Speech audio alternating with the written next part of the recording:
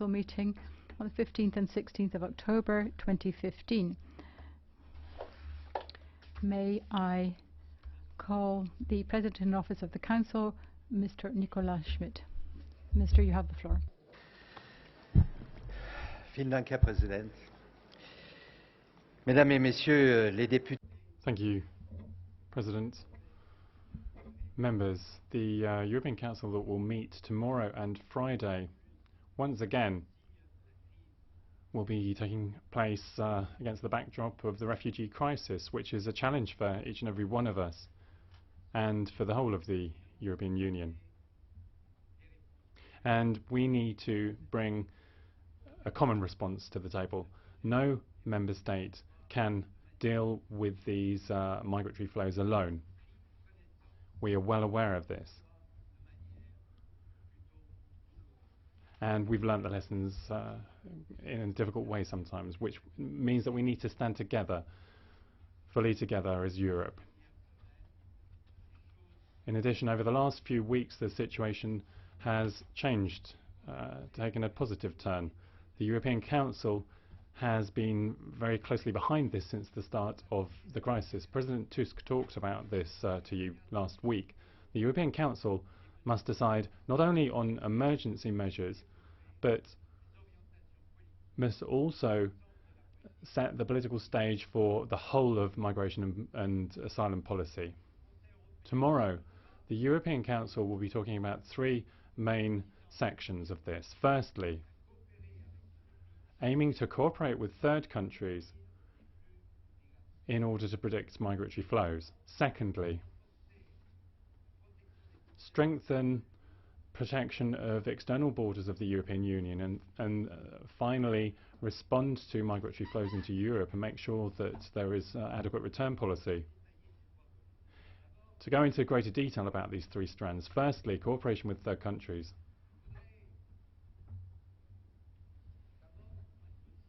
Firstly, on behalf of the Presidency and the Council, I would like to agree with your words earlier, President. This deadly criminal attack perpetrated in Ankara shocked and upset all of us. And we stand alongside the Turkish people in their sorrow and reach out to them in solidarity and in condolences. Alongside our condolences, as you've said, we're very much aware of how important dialogue is, as well as all the efforts that must be brought to bear in order to hold elections so that the Turkish democracy can have the strength that it really, really needs in these difficult times. So if I may return to cooperation with third countries, and particularly countries of origin and transit countries. In order to correctly manage migratory flows, this is an absolute priority. Until there's an improvement in these countries, there will be too many people risking their lives and with nothing to stop them. On the 8th of October, there was a high-level conference on the Western Mediterranean route and the Balkans route.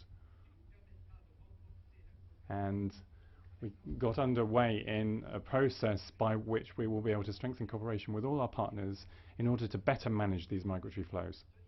I think that solidarity alongside Balkan countries is extremely important here.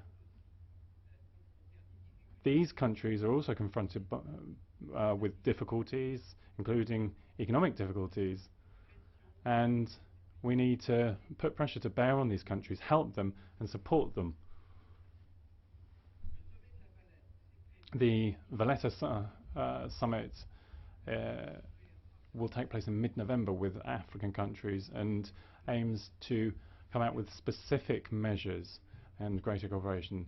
A few weeks ago here in Brussels we discussed the developments, all sides of the question, pertaining to migration from that part of Africa. Development and migration are often two sides of the same coin, linked to underdevelopment and poverty. These two big meetings are proof of how much the EU wants to get into constructive dialogue with the most affected countries. As I said earlier, strengthening links with Turkey will also be on the agenda at the European Council, with a view to adopting the joint action plan which we talked about in Strasbourg. The second part, stepping up protection of external borders to the EU. The treaty is very clear. We need to progressively set up an integrated system to manage external borders. The European Council will get going on specific guidelines to that effect. Member States need to protect their national borders, and also European agencies such as Frontex are very much involved in this, and we need to review and strengthen those provisions. Thirdly, the response to the migratory flows in Europe and return policy. It's up to us to help refugees, but amongst the people, of those people that cross borders illegally, we know that not everyone needs international protection under the Geneva Convention. Effective, coherent policy for the return of third country nationals who are illegal under the aegis of full human rights and the principle of non-refoulement is essential for overall EU policy for migration. Firstly, we need to identify and register these people. The first hotspot has been set up in Italy with a view to that. Obviously, we need to carry on along those lines. There's a lot that remains to be done with the active support of Member States, of course. The decisions taken at the Council regarding housing are being set up at the moment, and we need to carry on until the job's finished. Another part of our migration and asylum policy will be dealt with tomorrow, which is the external dimension. Many of you have said we need to strike out the causes of these human tragedies that lead to migration. We need to look at our role.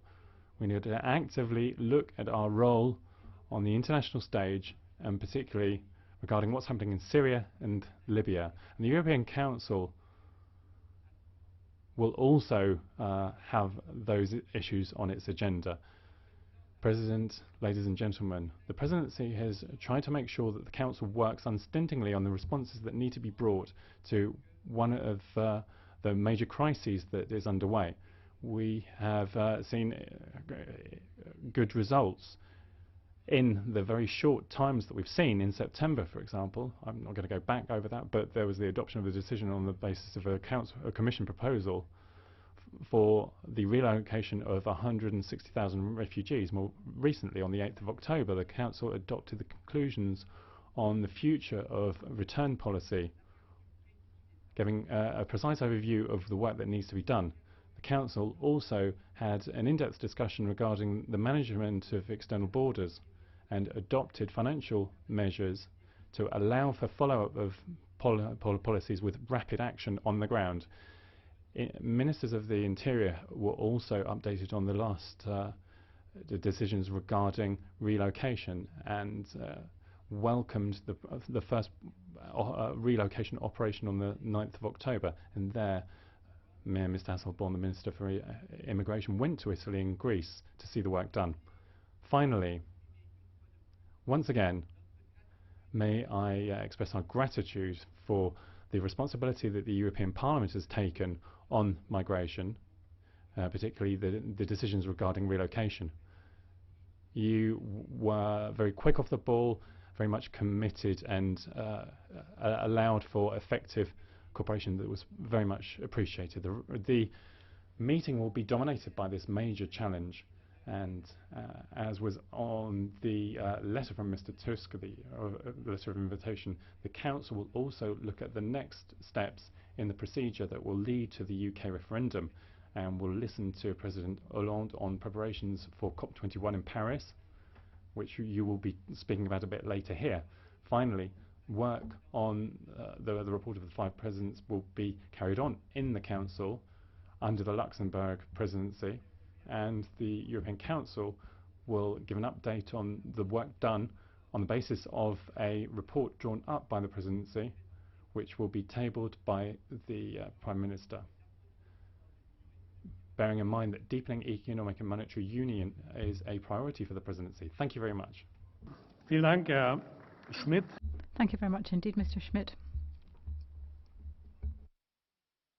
It is now my pleasure to give the floor to President Juncker for the Commission.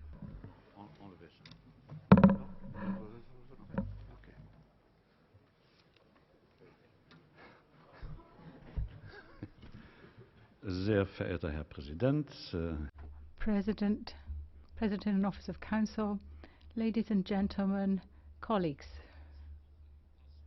Last week I was in Passau, in Bavaria, in Germany.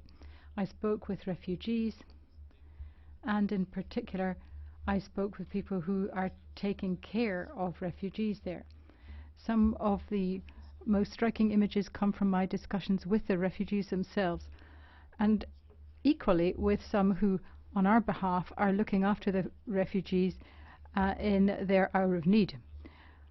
I am full of admiration for each and every one of these people and for the effort that they are making, the huge amount of energy that they're investing in looking after for the refugees. They don't look at the clock.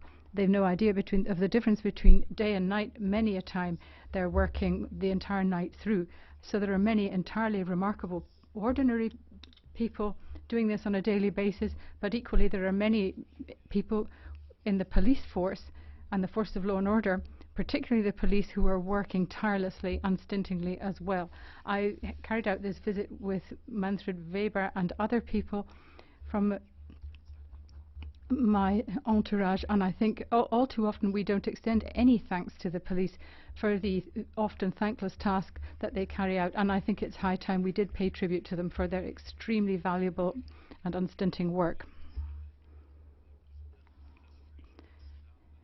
President, the issue of refugees is once again going to dominate the agenda of the European Council, and I think that we would be well served by sober reflection on the fact that this refugee crisis is not something that will be resolved by Christmas. It is going to be a permanent feature of our lives for a number of years. It may not be in the forefront of our minds after some time, but it is going to be a grim reality for many people for a very long time to come. And therefore, it's not just a question of crisis management, of short-term action. We need much more than that. We need to recognize that we have to work tirelessly in order to try to do what we can in this crisis, and it's something we're going to have to maintain as tirelessly as we need to today down the course of many, many years. It is therefore my belief that the Commission needs to establish a permanent mechanism for working in this area, and I feel that the Member States would be well advised to take up the recommendations of the Commission and implement the action that we're asking them to take. We need short-term action, certainly, but we also need a much longer-term vision of what we're going to do, because we need to find a much more permanent, long-term solution to this huge problem and challenge of the refugee crisis. We owe it to these people, and the Commission is committed to finding the solution which I advocate to you today. I would also say that the Commission has absolutely endorsed the refugee crisis as a top priority, and I do that personally as well. I am therefore determined to come forward with proposals on legal migration as well, because I don't think that we can resolve the immediate and short-term problem out of a much wider context. We therefore need to be aware of the fact that Europe is a continent of immigration, And this poses many challenges, but at the same time offers us many opportunities. Therefore, we need to recognize this, we need to take the opportunities, and we need to face up to the challenges and be true to our mettle. Allow me to be brief because I need to meet the Latvian Prime Minister at 5 o'clock. I would simply like to say the following. Hotspots is a distasteful word, I'd have to say, and of course we'd all be happy were there fewer of them, but the reality is that it gives us a focus of our action, and Italy has many hotspots, and indeed we have identified a number in Italy and 5 in Greece. I've spoken to the Director General who's responsible for structural reform in Greece, and he has spent an entire week in Athens speaking to authorities there. We have been in regular contact and he is reporting back to us frequently. I'm sure that the migration problem is one which I must keep abreast of at all times, and I realize that I have great responsibility for this. Therefore, I am determined to keep well informed of what is being done in Greece to deal with the immediate crisis and the refugee crisis as far as we can deal with it at this point. What I'm less happy to see is that on the 23rd of September, the European Council took a decision on the issue of refugees, and this decision included some points with budgetary implications. Now, the European Union is the victim of much criticism. I rarely switch on German television now because of this, because every time I watch a television program from Germany, or indeed from many other countries too, there is nothing but criticism vented at Europe. Europe should this, Europe should that, Europe should the next thing. Europe is a concept which is much criticized. But the fact of the matter is that on the 23rd of September, the European Council took a series of decisions which were highly relevant to the refugee crisis, and the budgetary implications were dealt with immediately. We put forward the necessary legislation applying to 2015 and further budgetary legislation for 2016. I've spoken to you, President Schulz, I've spoken to many colleagues here in the European Parliament, and you have all acted as we requested in order to ensure that these requests for funding were put in place. That was the 23rd of September. Today is the 14th of October, and therefore what was recommended by the Commission has been endorsed by the European Parliament. What needed to be done has been done by the European Parliament, and therefore I am grateful to you for that. And I think it's all very well to level criticism at the European institutions, but the European institutions are able to deliver. The Member States have failed to do this. They have not lived up to the level of engagement that we have shown, nor the level of commitment.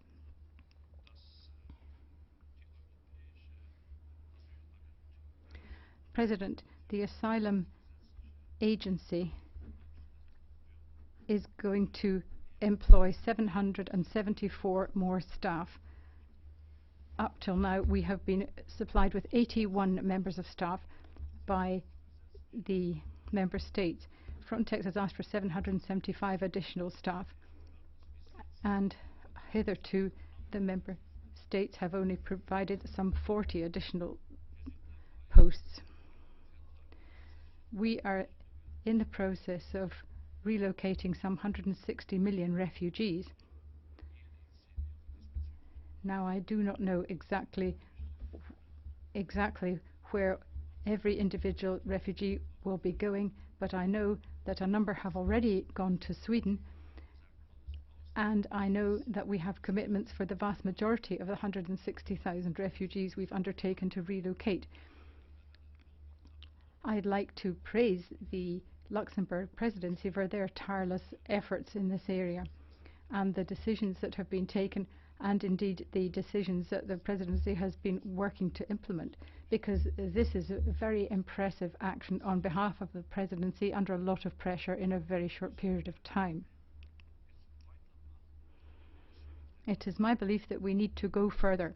We need to continue to establish further national contact points so that registered refugees have a contact point from which they can obtain advice as to how to move on to another member state. All except 3 member states have supplied a contact point details, and I would like to pay tribute to them for this. Having said that, I'm also amazed that it seems to be so difficult for refugees in Greece to be able to find any kind of acceptance in Luxembourg. Luxembourg is a very wealthy country, and yet it seems to be very reluctant to take many refugees. But it seems to me that very many of the refugees are actually not keen to come to Luxembourg. I would say it's a small country, yes, but it's a wealthy country, and it should not be a challenge to people who are fleeing from their country of origin to ask them to come to Luxembourg to relocate there. Many of you are listening to what I say there, but certainly I'd like to think that there would be enough candidates to come to Luxembourg, because it may be a long journey, but it is a country that is quite willing to welcome refugees, as indeed are others. The budgetary implications of the decisions on the 23rd of September are considerable, but I'd have to say that the Parliament has done the work that it was called upon to do with exemplary speed and efficacy. The Commission is very grateful for that. A supplementary and amending budget for 2015 is going to be required. There will be budgetary implications for 2016. 1.7 billion additional euros will need to be made available for that. This means that 9.2 billion euros will be made available in the immediate future, but even this will not enable us to have a halfway adequate solution to the problem. As to emergency assistant, Antonio Gutierrez, in his capacity as managing the international crisis response, has asked for additional money, and we intend to make some available. All the member states on the 23rd of September signed up to an agreement stating that the member states were prepared to make available funding from their own national budgets in order to put sufficient funding in on the line. However, hitherto we only have had 275,000. 225,000 euros is to be attributed to the UK, and I should like to praise the UK for the solidarity that they have shown in making this contribution of 225,000 euros, because the British not only talk, they actually put their money where their mouths are, and I very much welcome this. Therefore, of the 500 million humanitarian assistance, we have 225 million in place. I would have liked to think that we would have had a whole lot more from the various European Union member states. We still need 225 million, and it is not too late. It is not enough just to make statements and high-sounding promises. You have to put your money where your mouth is, and I expect that the European Council will tomorrow commit to money for the fund. As to the Syria Trustee Fund, the European Commission has looked at the budget in conjunction with the European Parliament and has put forward a recommendation that 500 million euros should be made available in additional funding. The Member States as yet have made no comparable proposals. 492 million is the shortfall as compared with what the Council wanted on the 23rd of September, and indeed indicated that it would commit itself to. Again, I hope that this money will be committed to by heads of state and government tomorrow in the Council. Emergency aid under the Trustee Fund for Africa is another area where 1.8 million has been made available by the European Commission from the European budget, which is obviously funded by contributions from the taxpayers of the European Union. It's not own resources money of the European Commission. Again, on the 23rd of September in the European Council, number of undertakings were given, inter alia, that the European member states would come forward with 1.8 billion, but we have now a fraction of that. European has put forward Luxembourg has put in 3 million, Spain 2, and we have another country, which Germany. 3 from Luxembourg, 3 from Germany, and 2 from Spain. So all in all, we have less than 9 million. We are short of 1.7 billion in comparison to the funding which the European Council assured would be put in place on the 23rd of September at the last European Council. Now, I would have liked to think that when these undertakings were made during the European Council, the member states would have taken immediate action, and that the very following day the money would have been made available. It's not enough just to talk. We need action, and actions speak much louder than words. As far as Turkey is concerned, President, I want to extend my condolences as you did, and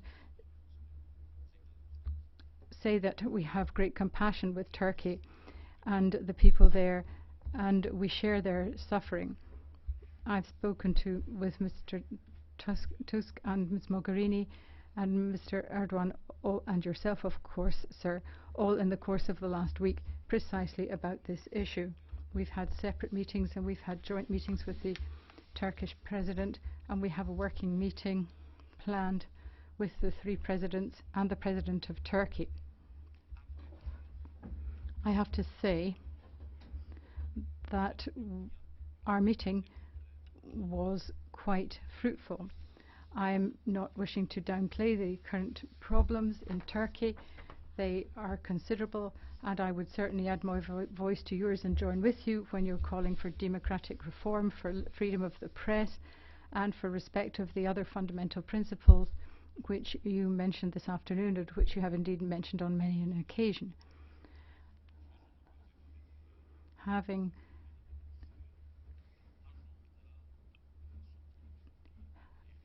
worked over the first few weeks of the last few weeks with the Turks, we have put together a working agenda in conjunction with the Turkish authorities, which has been well received, I would say, in the round. We need Turkey.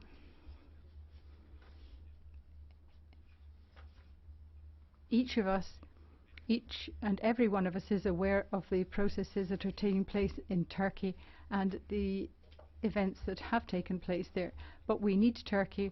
It is a partner of the European Union. Turkey has taken in 2.2 million refugees, which is a massive effort comparable to that of Lebanon and Jordan. If you compare it with our figures, it is very impressive. And there is a pressing need for the Turks, the Lebanese and the Jordanians, to be able to count on relocating some refugees. And I myself find the situation somewhat awkward. Those who are not European Union member states are doing far more than we are. Should we be proud of this? Certainly not.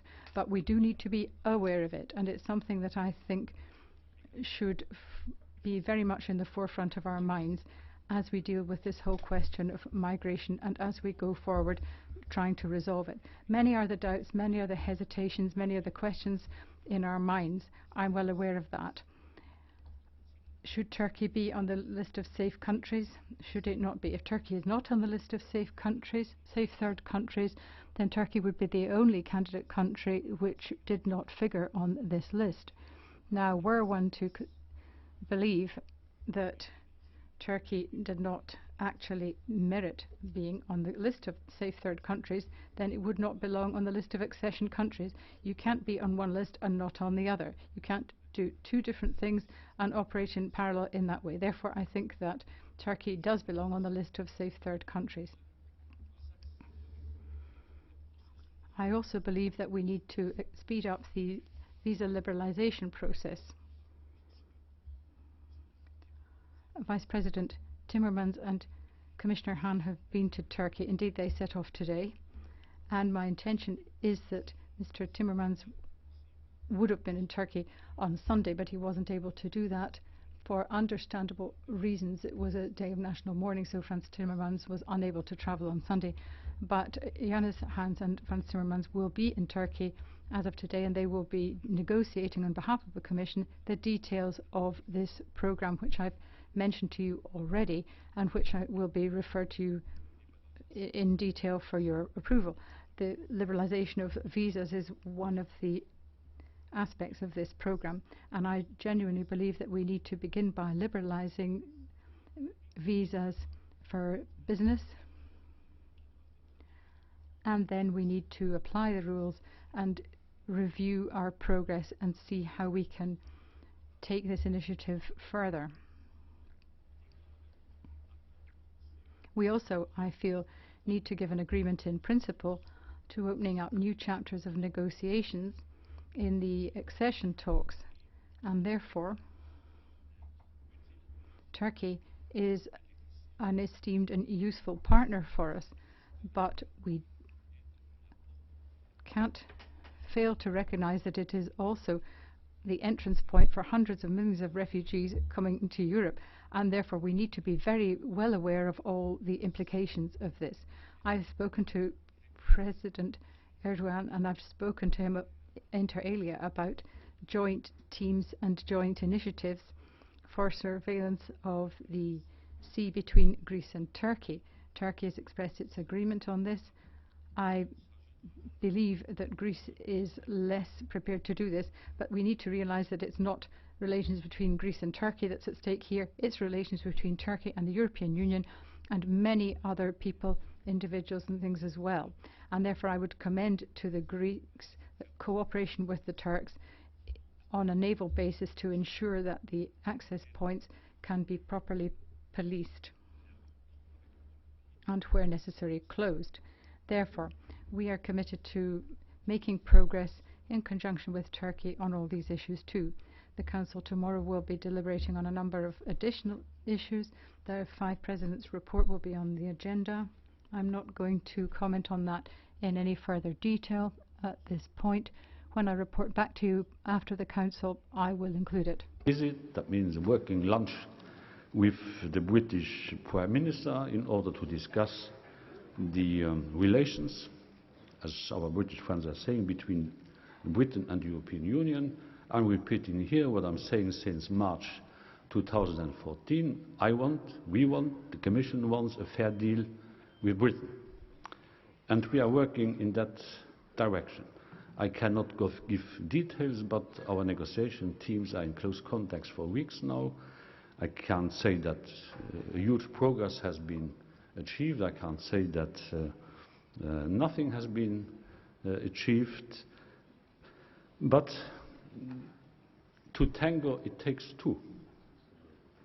As some here know, I'm not a splendid dancer. But at least I know the rules which have to be observed by others. And it needs two to tango.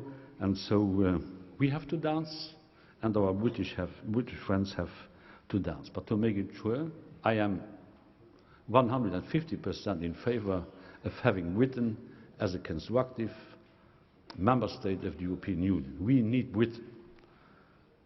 Personally, I don't think that Britain needs the European Union, but that's a matter of conviction. Others may have a different feeling on that. They will have the same feeling if ever Britain would leave the European Union, but that's not the assumption under which I'm working. So, Herr Präsident, das waren die kurzen Worte, die ich hier. And I just wanted a brief word, but that was 23 minutes. And I don't want to let the Latvian President wait, so I will have to head off. I would like to thank you for listening.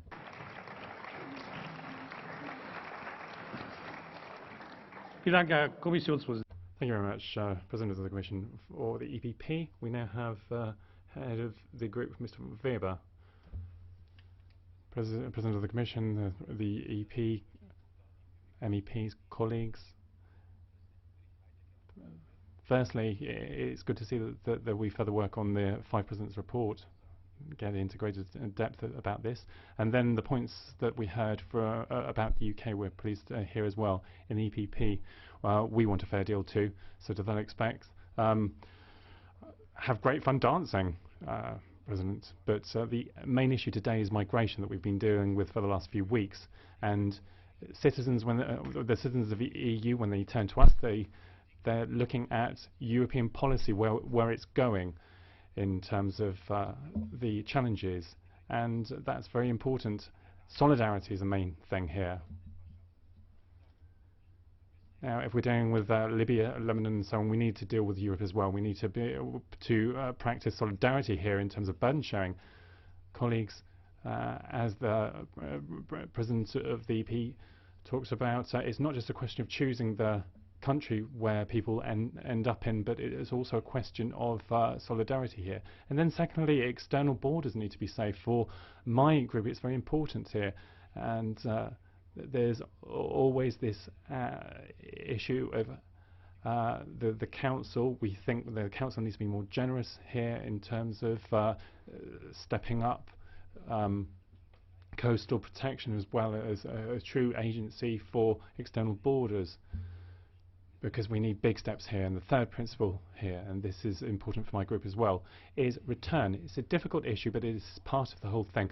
Last year, 2/3 of all applicants were rejected that went through the refugee channels, and we need to make sure that these people who have not been granted refugee status are returned to their countries. And there's true responsibility needs to be taken here. Tomorrow at the European Council, obviously a lot will be talked about country of origin, the actual reasons for the problems that are with us now. And I would like to put out a call for success regarding Syria and coming to a common wording from EU member states. We can't have a situation where some people are saying we need to talk to Assad, other people saying we're not going to talk to Assad. This just leads to confusion, and people saying Europe can't speak for itself and we can't lead to a solution for the crisis. We need diplomatic initiatives here. The second point is Libya. Not enough is talked about Libya. We talk about Syria a lot, but not enough is talked about Libya. We need a package whereby the difficult parties have a signal saying that if you agree on this, there are positive signals as well, not just negative ones, but then we will talk to you about this package. So those are the two main points that are important for us regarding country of origin. And then the transit country, Turkey, is important here. We support the initiative of the President of the Commission regarding Turkey, reaching out a hand to Turkey and thinking about how to deal with the challenges together. Visa issues, getting more money, those are questions that are pending, and for the EPP you will have our support for that. Despite that, it's important for Europe's principles not to be forgotten. We need to make sure that human rights in Turkey are guaranteed. We need to be clear with Turkey about human rights, because we can only be a good friend of Turkey's if we speak clearly. And finally, colleagues, in preparations for the Council, just to go into what the President of the Commission said earlier today, that frustration and annoyance that we've sensed in Brussels with member states at a European level. We've heard announcements of new staff, new money, nothing happening. Changing the procedure, making things more streamlined. Turkey being a safe country, the support of the Parliament for the Commission, but Ministers of the Interior not deciding on anything. So let's stop saying everything's Brussels' fault. It's not Brussels, and it's not the European institution that's failing. It's not the Commission and the Parliament. What is failing here is national egoism, and member states need to clearly play their role and take up their responsibility. And finally, and this is emotionally important, colleagues, last week we had a debate in the European Parliament where 4 of the representatives of member states were here: Spanish King, Angela Merkel, Hollande. Just looking at the EFDD on the right side of the House, a few of them were here, but at that debate it was very clear that they had no point that were important to them, because even when the Spanish King spoke, The right-wing populisms were just who are apparently keen on nationalism and so on. Despite that, they weren't here, for the heads of state. So many of these right-wing populists don't seem to believe in Europe or in national states. They only believe in themselves, and that is a disgrace.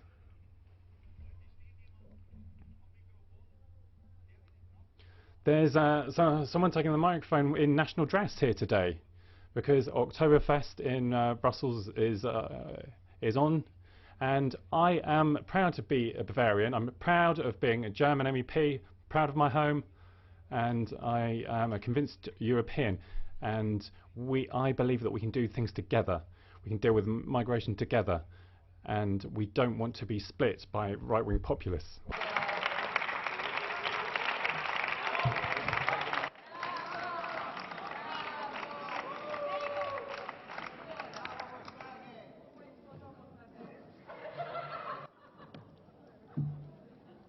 Haben Sie sich beruhigt?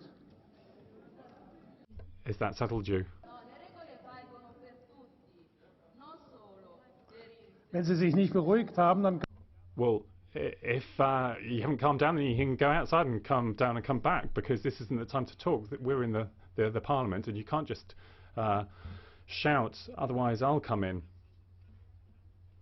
The head of the S&D group, Mr. Pittella, please. Thank you, President. We socialists can share your views.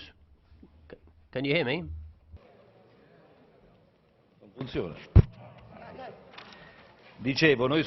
I was saying, Mr. President, that we socialists support what you've got to say on Turkey. Your words of solidarity, they were powerful and clear. Minister Schmit, tomorrow's Council needs to provide responses to two questions. First of all, it needs to implement emergency measures for refugees. The triangle. We don't like the idea of hotspots. The word is, it sounds like some kind of porn magazine, but it seems to be, we're stuck with it. And repatriation. Italy had a hotspot. It paid money along with Germany. Everyone's doing so now. We've got the way the governments are failing really to take their responsibilities when they've got a situation as serious as that of the refugee emergency. Secondly, Council needs to look at the roots of this problem, because President Juncker said this is a structural problem. It's not an ad hoc thing and you can't sort it out in 3 months. It needs years. So we need a broad strategy. And what this strategy should contain, in my opinion, are, first of all, we should address Syria. Syria is one of the main causes of the flow of migrants, of refugees. The Commission, President Juncker, Ms. Mogherini, are working on a common position for Europe on Syria. And I support what they've done. It's not time for military force. We should assist NATO, sorry, the UN, I beg your pardon, and make sure that we end up defeating ISIS. Iran is a crucial element in a stabilization strategy for the Mediterranean. Iran can and should help us with Syria too. When it comes to Turkey, the more demanding we are, the tougher we are in calling for respect for human rights, the tougher we are, the more determined we are when we ask for assistance in the fight against terrorism, the tougher we are in calling for elections to be held in a transparent and fair way, then we'll have the strength to say the right thing, which is that Turkey is an essential partner for the European Union. It's a candidate for membership. It's a partner which we should not just assist with financing, but with politics as well. Turkey is a political speaking partner. We should say to the people of Turkey that we can help you liberalise your system. Africa, finally, we've got the Valletta summit. We need to enhance dialogue with African countries. We need to work on repatriating immigrants. There's also the question of legal migration. Thank you, President Juncker, for the proposal you made this very afternoon on legal migration. And I think Africa should be the political priority for the European Union. This isn't just populism, it's not grandstanding. We can ignore the caricatures in part of the media about Europe, nor should we care about the anti-European offensive, which will blow up just like some sort of blood pressure measuring device which isn't working properly. Pittella. Herr Pittella, es gibt eine Frage. Thank you, Mr. Pittella. Blood pressure measuring device you were talking about. Herr Belder, Sie müssen das. Mr. Belder, please. You need to ask for speaking time before. Hij staat aan. My mic is on, sir. Mr. Pittella, you're talking about Iran and Syria. World champion of state terrorism. What exactly is your means for achieving what you said? The Islamic Republic of Iran has a big responsibility in Syria. Could you please tell me how on earth you intend to manipulate geopolitics to achieve your end? Thank you.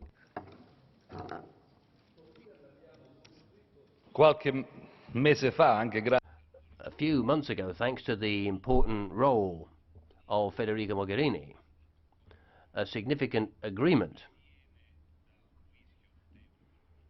has helped avert a considerable risk for humanity. We can talk about Iran and geopolitical strategy in the Mediterranean. Why not? Iran has a significance and a weight in the region. Syria is a crisis. It's an emergency. We have to try to tackle it. And I don't think we should do it militarily. We should do it by supporting the United Nations. We should do so aware that there is a key enemy, ISIS, so-called ISIS, and that there is a present system which we could help sort out if we move in a consistent way. Thank you very much. The leader of the ECR group, Mr. KAMALL, please. Thank you very much. These are serious times with serious challenges for which we need serious solutions. Solutions that move away from the old mantra of whatever the problem, more money, more regulation, more Europe is a solution. Solutions that stop just talking about solidarity, but actually take account of the needs and the strengths of different EU countries. Solutions that force us to be honest about the problems. So when the 5 presidents ask what caused the crisis we face in the euro, was it because we did not have enough centralisation of the eurozone? Was it because we did not have enough responsibility? Was it because we did not have the right rules in place? No, it's because the rules in place were flagrantly ignored. For economic and monetary union to work, we all need to be honest. That richer eurozone countries will most likely need to make fiscal transfers to poorer eurozone countries for the foreseeable future, and probably forever. So instead of highly complex rules for monetary union that powerful countries flout when politically expedient, how about a few rules that we actually follow? Because yet again, political capital is being spent talking about ever closer union instead of delivering ever-grown economies and an ever more competitive Europe. Now, renegotiation and reform is something that growing members or people in only one EU member state want. In my last 5 years, here in the Parliament, my political group has grown to be the 3rd largest group, representing not people from one country, but from 16 different member states. Because people realise that the EU cannot go on as it is. The EU has to change. The EU has to reform. So, of course, ahead of the EU referendum, David Cameron wants a better deal for the UK. But all of us here should want a better deal for the EU. So to all my friends here in this House, if you really want the UK to remain a member of the EU, help the British government to achieve these reforms. Dance, tango with us. But if you want the UK to leave so you can continue to construct a United States of Europe, Tell the UK to stop wasting its time and close your mind to reforms. Now, on the refugee crisis, let's get away from polarising the debate, telling people that you are either pro-immigration or you're anti-immigration, saying let them all in or let no one in, or we should do something or we should do nothing. It actually achieves very little. So therefore, in preparation for the summit, I hope leaders look to ensure that the basic foundations of a functioning and cooperative asylum system are in place. Humane and fast processing, immediate returns for failed asylum seekers, establishing hotspots, I'm not quite sure what magazines Mr. Pittella reads, or crisis points to quell the current crisis, and combining all of our expertise, willingness and resource available to achieve it. Not opening the door and then closing it again, not causing confusion by acting unilaterally. So what we need is to put the foundations of that cooperative system in place, so we are better able to offer help to the most vulnerable people escaping this conflict, taking them directly from the camps and bypassing the traffickers. It may not sound as poetic as saying that the EU has a solution to every problem, but it is a responsible way of delivering a solution intended to help people who want to fulfil their dreams and a better future in their own homes. And tackling this issue at source, in Syria, in Libya, needs concerted action, not only at the European level, but the international level, to get the various militias and their proxies around the table to seek a political solution. Because otherwise, the only alternative is a military solution in a powder keg, and the alternative is starting something that nobody knows how it will end. So these are tough and challenging times, but time to agree what we can all do, not order others or command others what to do. Time for people to lead with their heads and not their hearts. Time to drop the fanciful wish list and to deliver serious solutions. Thank you.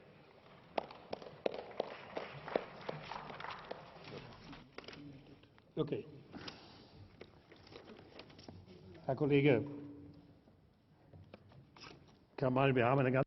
Mr. Kamall, got lots of blue cards here. You've got lots of fans. Just take one, Mr. AKER.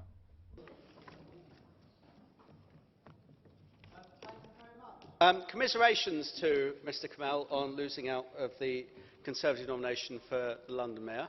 But I'd like to ask him, now that the Remain and Leave sides have launched their campaigns, which side are you on? Well, what a surprise that question is. As Mr. Juncker said, we have to tango, we have to negotiate. And actually, I will make up my mind when I see that the deal that has been secured, not only for reform for the EU-UK relationship, for the whole EU. Yes, you've made up your mind. You made up your mind before you even came here. What we need is a serious debate that understands the UK point of view, but understands that reform is not only wanted by people in Britain, it's wanted by people right across the EU. You can talk about what you want, but we know what you want. We know that you want to leave. We want reform not just for Britain, but for the whole EU. Thank you very much. Any more questions? I can take more. Okay. Glaube ich Ihnen, Herr Kamall. Aber Well, I quite believe you. For the Liberals, Ms. Inetveld. Thank you, Chair. I understand that the future of the European Union will be decided in the dance contest, and I cannot wait to see Mr. Juncker taking Mr. Cameron in his arms. But I would just like to underline that the future of Europe is decided in an open, transparent and public debate in a democratic process and not in backroom deals. Now, the Council draft conclusions open with a very encouraging sentence saying, tackling the migration and refugee crisis is a common obligation which requires a comprehensive strategy and a determined effort over time in a spirit of solidarity and responsibility. And I thought, yes, this is a radical change of strategy in the Council. Wir schaffen das. Unfortunately, the determination of the Council ends after the first sentence.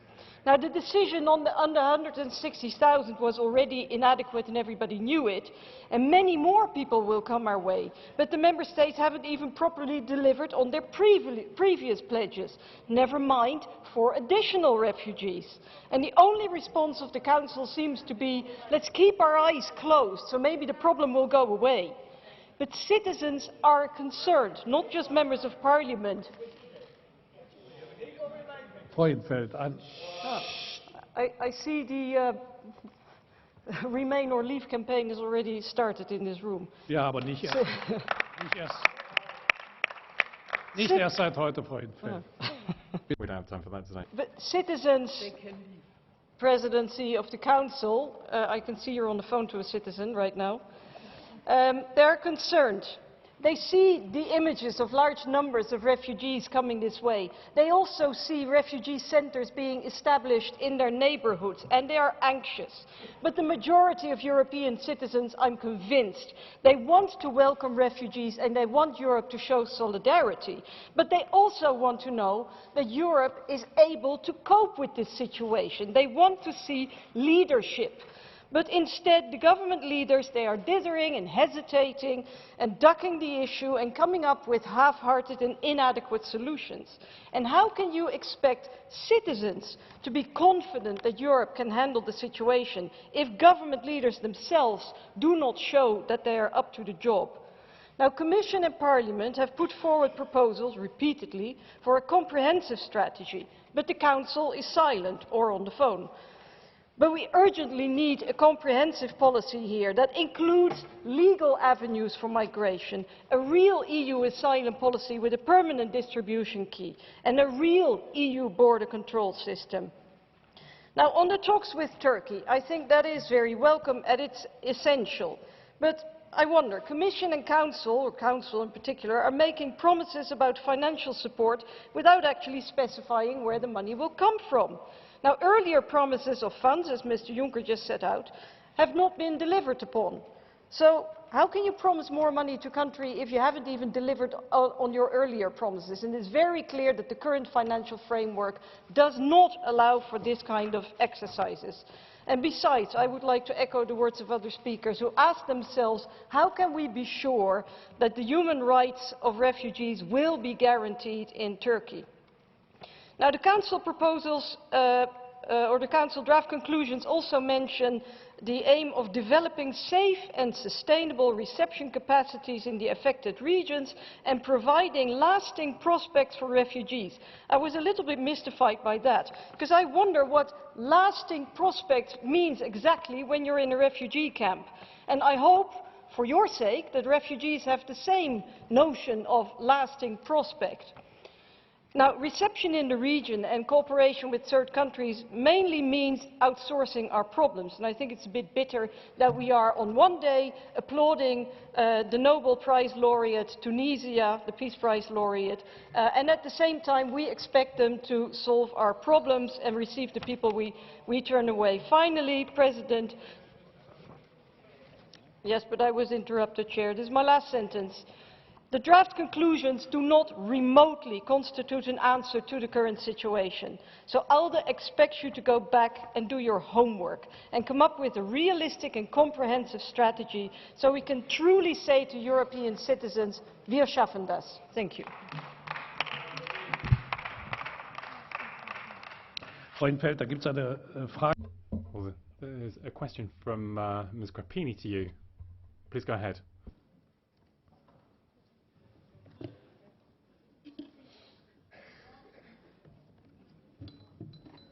Domnule președinte, permiteți-mi să adresez următoarea întrebare. Stimată colegă, din Thank you. I've got a question for you. From what you were saying, I've understood that the governments of member states need to do more. Other colleagues have said this as well.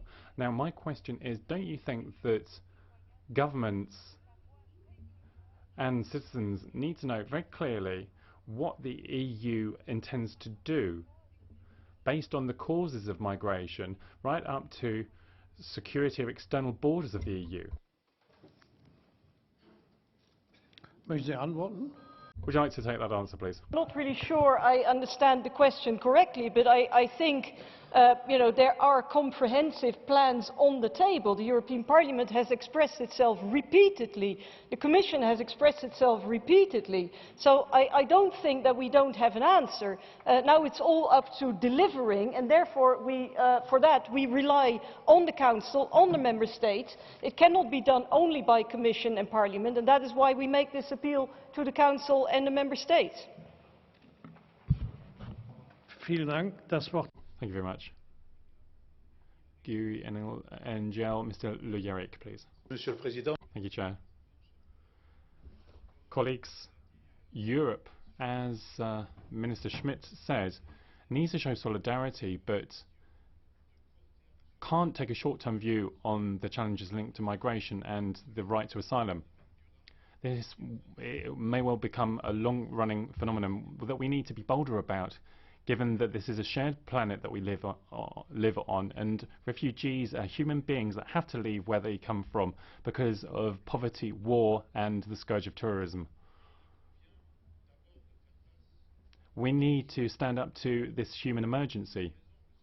And you're quite right, Mr. Juncker, about the lack of budget at the moment, but you can't talk about budget and also slap on budgetary restrictions, which is what you're doing. In addition, the project of the International Conference on Refugees needs to be pushed. The solution is not to turn our neighbours into border guards, even though these are countries that are taking up millions of refugees. Regarding Turkey, yes, compassion and solidarity with the Turkish people, but I would go for caution with Mr. Erdogan. We've already had terrible experiences, and we've seen terrible effects with Tunisia and Libya, who play the role of border guard, as it were. We need to attack the root causes of migration, war, terrorism and poverty. All of this needs greater coordination for diplomatic initiatives, broad-reaching ones, and a national coordination under the aegis of the UN against ISIS.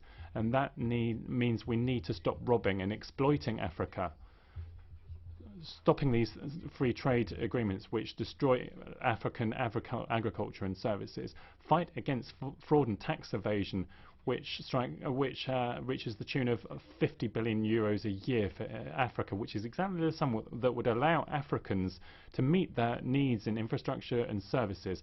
And that, I think, is what we should be talking about at the Valletta summit. Regarding the economic and monetary union that you didn't have time to talk about, I've got a couple of things to say there too. I think reason should show you that you need to stop the leaks in the financial markets here.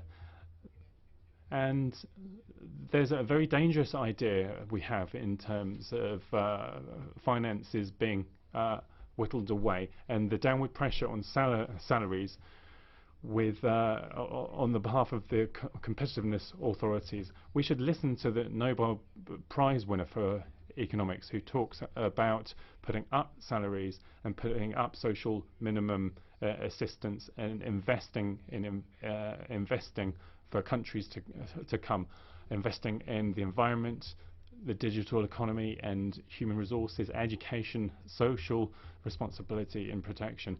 Let's listen to the IMF when they say that we need to restructure Greek debt, talk about these things again, and set up a social development fund, environmental development fund for these new future projects. What we recommend is refounding the European project, making it more humanitarian and standing in solidarity. That's the Europe we need for tomorrow. Really, Arms.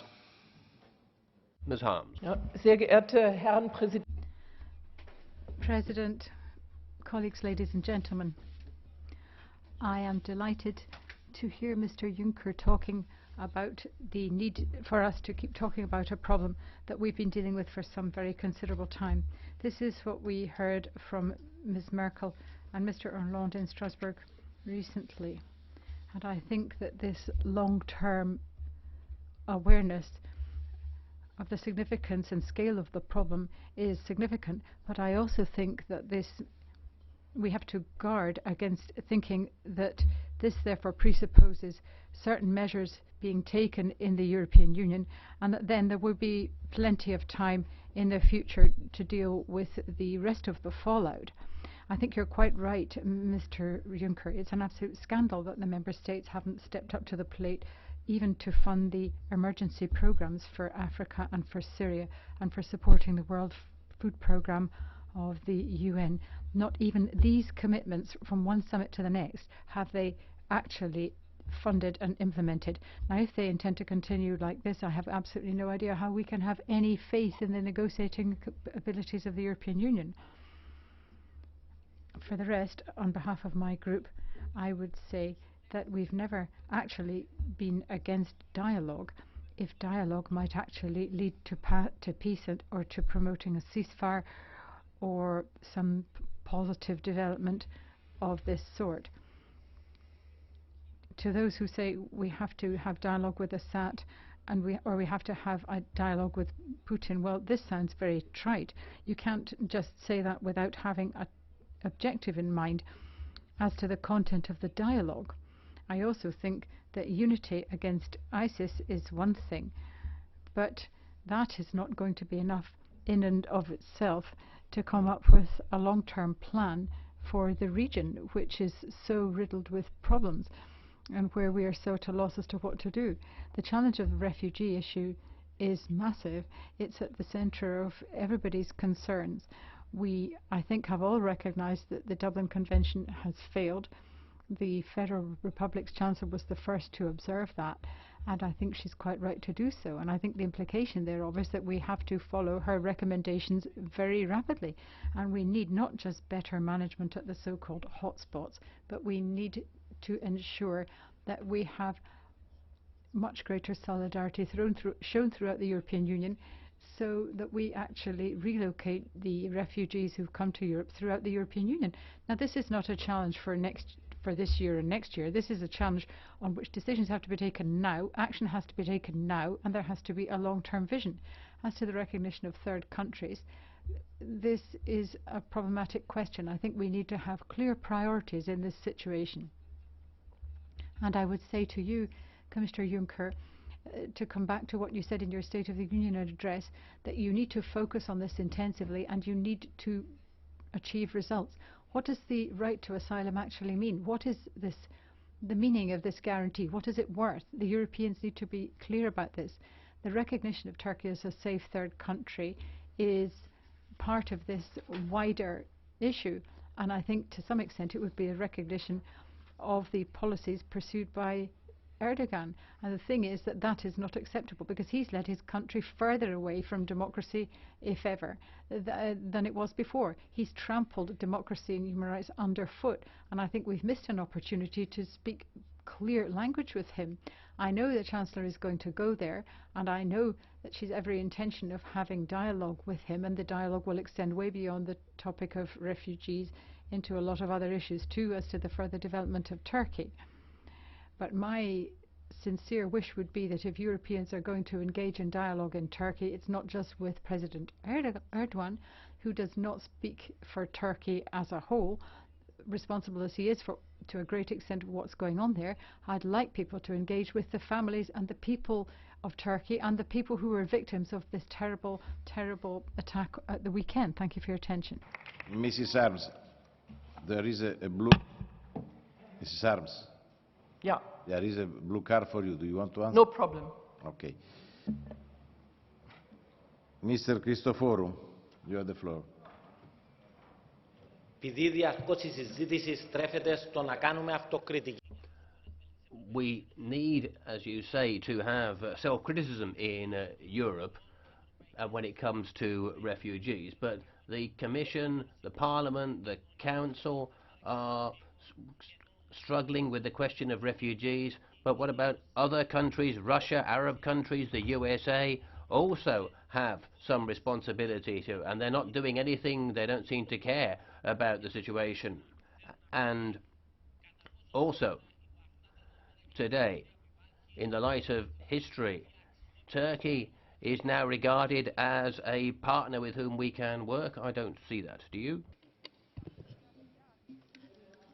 Wenn man die Zahlen der Looking at the UN figures, this year 16 million people are fleeing from their homelands. They've been forced to leave their homes for a variety of different reasons. I agree with you.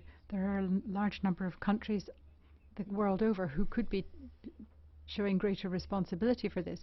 But the European Union has not acted in a way that's commensurate with its economic power its own values, its own aspirations and its own declarations. And I think we're going to have a lot more refugees coming to Europe in the years to come, and we're therefore going to have to deal with this in a much more realistic way. Thank you.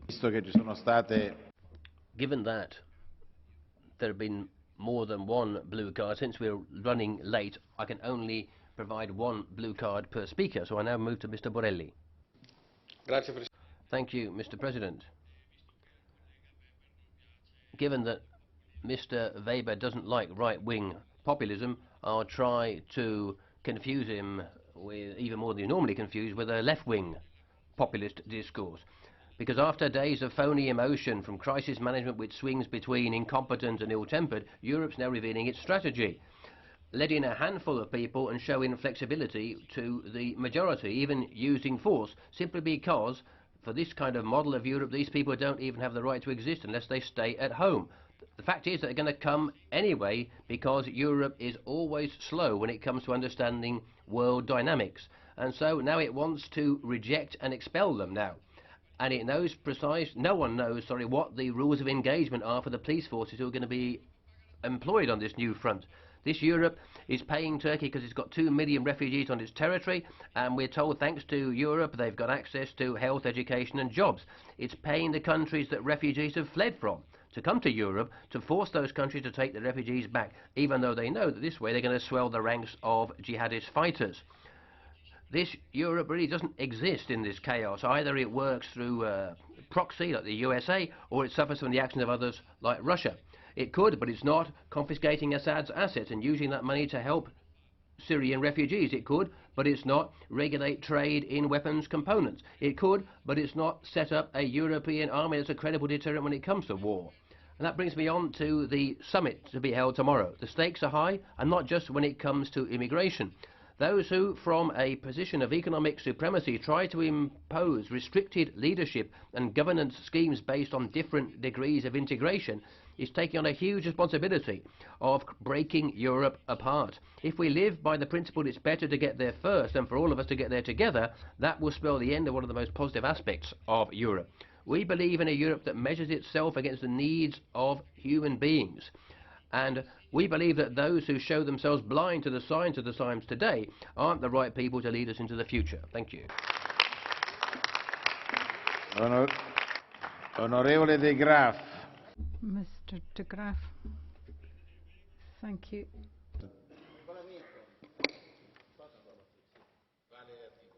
Quale articolo, onorevole? Sì, è acceso.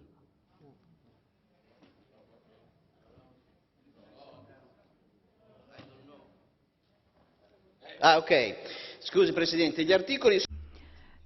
It's Rule 175 and 176, because I came into the chamber, but on the way I was stopped from entering and I was held back.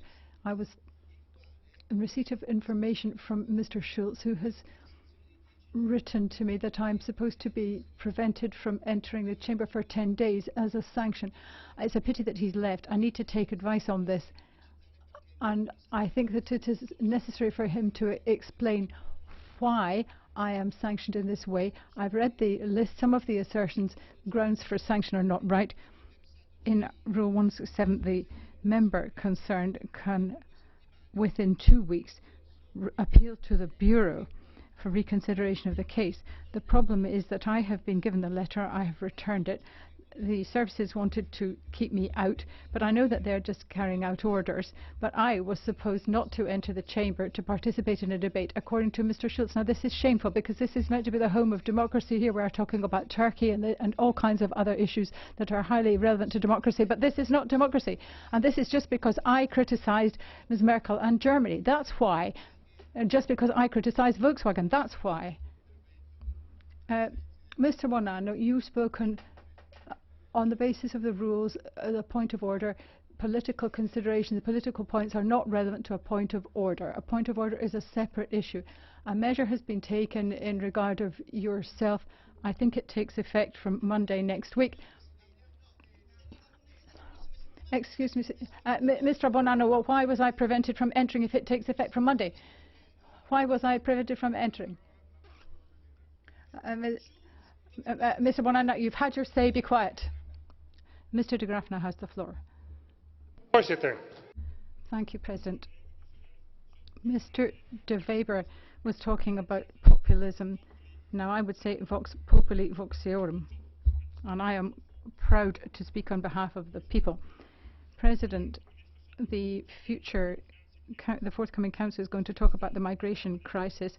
The proposals that are on the table are reminiscent of the blackmail of Turkey. Turkey will never be a member state, and Turkey will never be free of the visa obligations.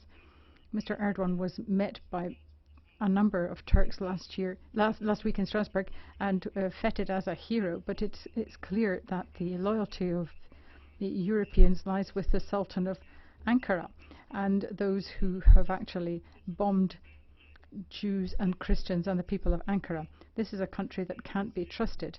If the European Union is tempted to blackmail and there's a question of funding for refugees, then we should not be leaving the door open to Turkey, because we will simply have people from Afghanistan, Pakistan and Syria, together with the Turks, all flooding into the European Union, even more than hitherto. I hope that Mr. Juncker might actually take up this issue, but I say to Mr. Juncker that you should be talking about calling off talks on visa liberalisation and accession of Turkey immediately. I think that Islamic organisations and Turkey should not be receiving any sort of funding in the current situation. I think that the terror perpetrated by Hamas against the Jews is shocking and should be condemned. I think the attacks of Palestinians against innocent Jews has got to be condemned, and this is what the Council should be talking about. Thank you. Mr. Epitideos. Grazie, signore Presidente. Δεν θα ήταν υπερβολή αν We have some extremely serious problems, and it's very difficult, I think, to say that Europe's tackled them with sufficient seriousness. We need to take the correct decisions, and we need to make certain the problems are tackled successfully. Our external borders in Europe need to be protected carefully, with responsibilities from the member states where those borders are to be found. And I can say, as far as Greece is concerned, that we are keen to guard our borders and carry out that mission. We don't need to have any joint missions with Turkish vessels. Turkey needs to stop sending thousands of illegal refugees into Greece in order to cause problems. We need to make sure that the refugees are returned to the countries from which they came into Europe. Greece has at the moment about 1 million, and there's an even larger number of illegal migrants already in the country. Thank you very much. Mr. LAMASSOURE, please. Thank you, Chair.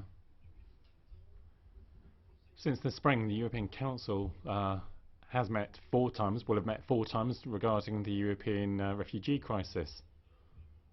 And there are a couple of dozen further council meetings on this. Thinking about the Euro crisis, it has showed that it takes around 20 last chance summits for things to get moving, and this is happening again. The Council tomorrow will be dealing with urgent problems, but the time has come to look at the medium and long-term upshot of this. This unprecedented exodus is just the first of the phenomena that will characterize this century. And there are 3 main strands of policy that are very much affected by this. Firstly, the budget. In 2013, the European Council wanted to reduce the budget for 7 years for Europe. And tomorrow, it will see that the bomb has exploded. You can't finance cohesion policy, agricultural policy, Horizon 2020, the Juncker plan, strengthening border controls, keep propping up the regime in Turkey, and the 100 million euros of aid for COP21.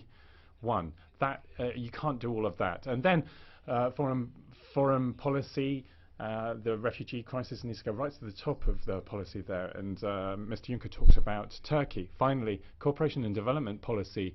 The Euro-African summit in Valletta will mark the start of a new type of partnership between Europe and the African country, getting to grips with migration and the common interests of our continent and the youthful continent for tomorrow. Mr. Lamassoure, well, there's a blue card for you. Will you take that? You have the floor, but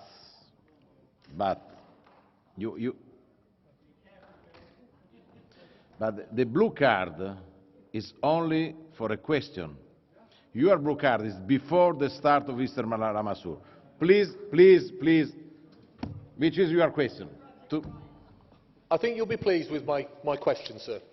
Right, thank you for accepting the question. It's the 7th time of trying, but I'm eager to hear your answer. Right, do you share with Mr. Juncker the absolute horror when he turns on the television and sees people disagreeing with him? He's emotional, he feels upset, and he has to turn it off because these awful people, these electors, these right-wing populists, these whatever names he wants to call them, don't agree with what he's doing. Do you share that pain? Or do you think perhaps if you aspire to a position of leadership, maybe, just maybe, you should listen to the outside world and listen to what people have got to say? Thank you.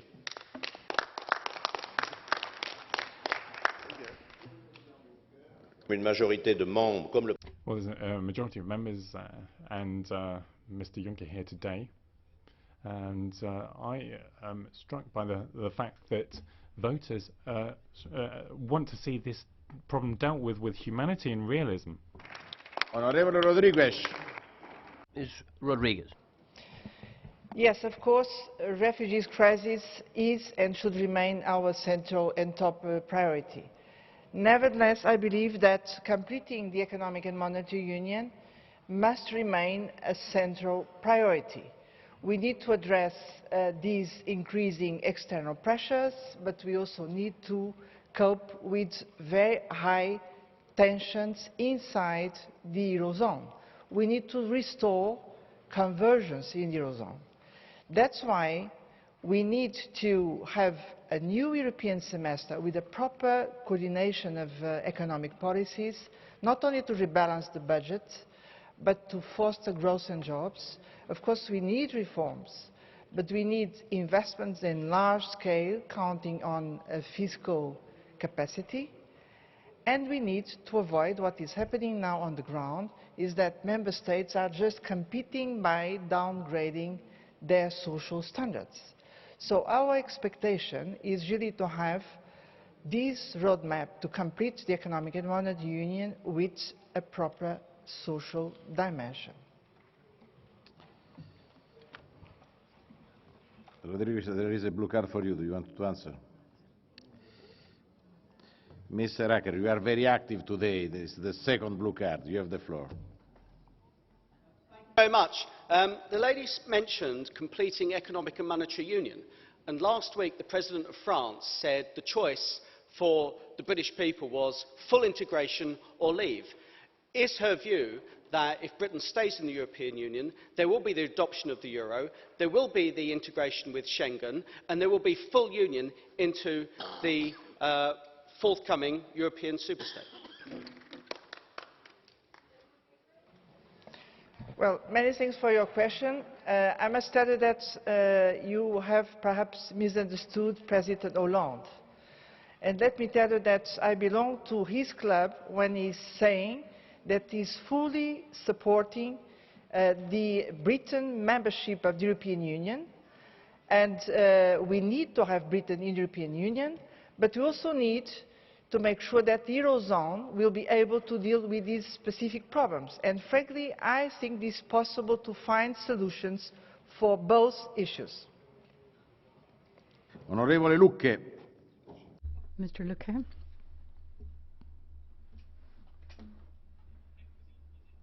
President of the Commission, Juncker, you were paying tribute to the volunteers who were looking after refugees and giving them a first aid. You've also paid tribute to the police, and I absolutely endorse all your thanks. These epitomise the European values to which we subscribe and which are much vaunted in this chamber.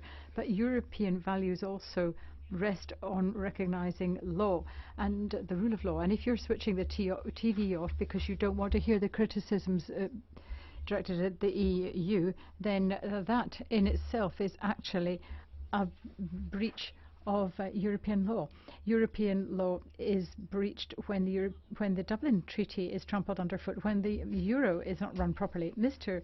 Juncker, you should be complying with the law and you should be enforcing the law. Yet the citizens of Europe have the feeling that this is not happening. They're wanting to criticise the EU, and it's within your power to remedy that. Thank you. Onorevole Telička. Mr. Telička. Chairman, President, thank you. First of all, I would like to echo the words of the President of condolences to Turkey and also the appreciation of the enormous efforts that Turkey is taking on the migration crisis. I leave aside from the issue of accession negotiations, because I think that these are two somewhat partly interlinked but still separate issues. Now, let me say that I'm quite happy that it seems to me that we have left the point when the EU was polarising itself on the migration crisis. I leave aside who contributed more or less to it, but I think that the words of Nicolas Schmit, the word common, I think is important, and we should stay common. It should be a common effort, and with a common effort we can succeed. The agenda of the European Council, I think it's the right agenda, and let me just emphasise a couple of points.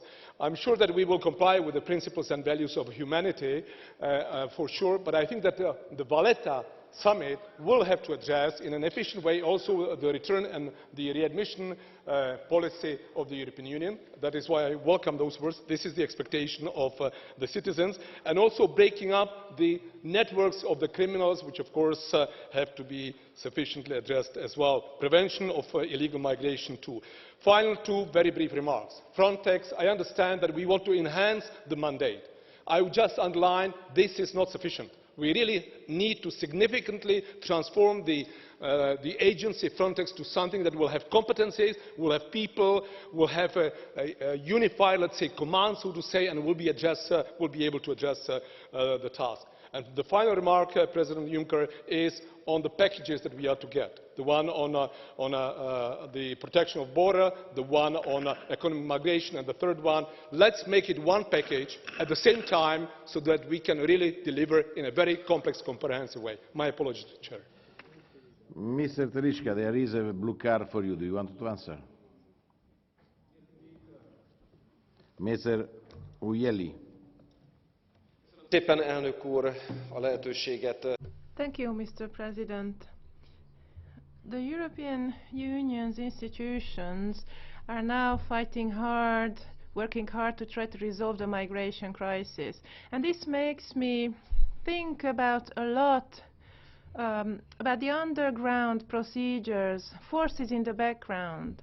And there was a scandal. The Czech defense minister said to the media that he knows it from the Hungarian defense minister, that it is Russia actually that finances the buses transporting migrants. Have you heard of this scandal in the Czech Republic? Because if this is true, then I think we have some serious issues to think.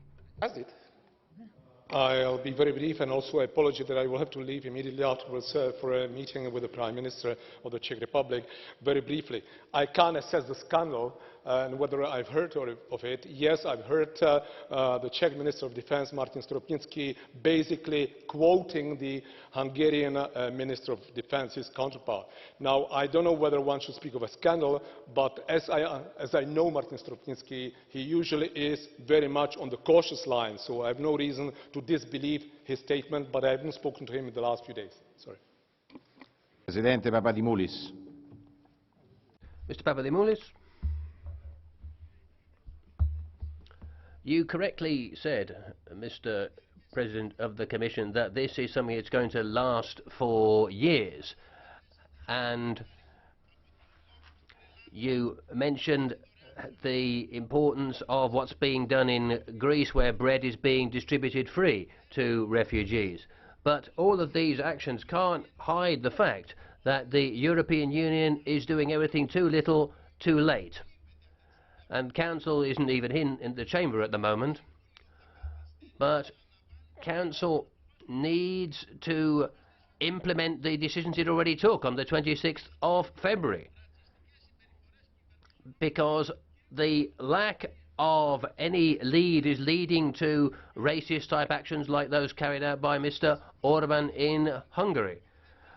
When are we going to have a change from Dublin? When are we going to have a single European asylum policy and not 28 separate policies to deal with refugees and migrants? Ms. Merkel was in Turkey recently, but she wasn't talking about the question of refugees, but about peace in the region. She needs to talk to the other political forces, not just Mr. Erdogan. We need to respect the limits and the rules which would guarantee the territorial sovereignty and integrity of countries like Greece in the Aegean. Thank you very much. Gracias. Señor Paksas, tiene un minuto. Thank you. Mr. Paksas, you have a minute.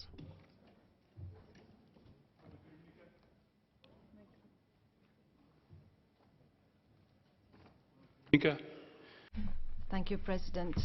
Colleagues,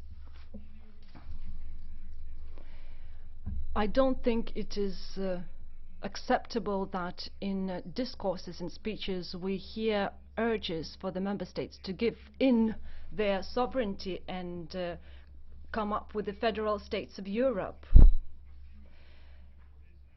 Independent states, because of their different regulations, are being blamed for not being able to deal with the crisis.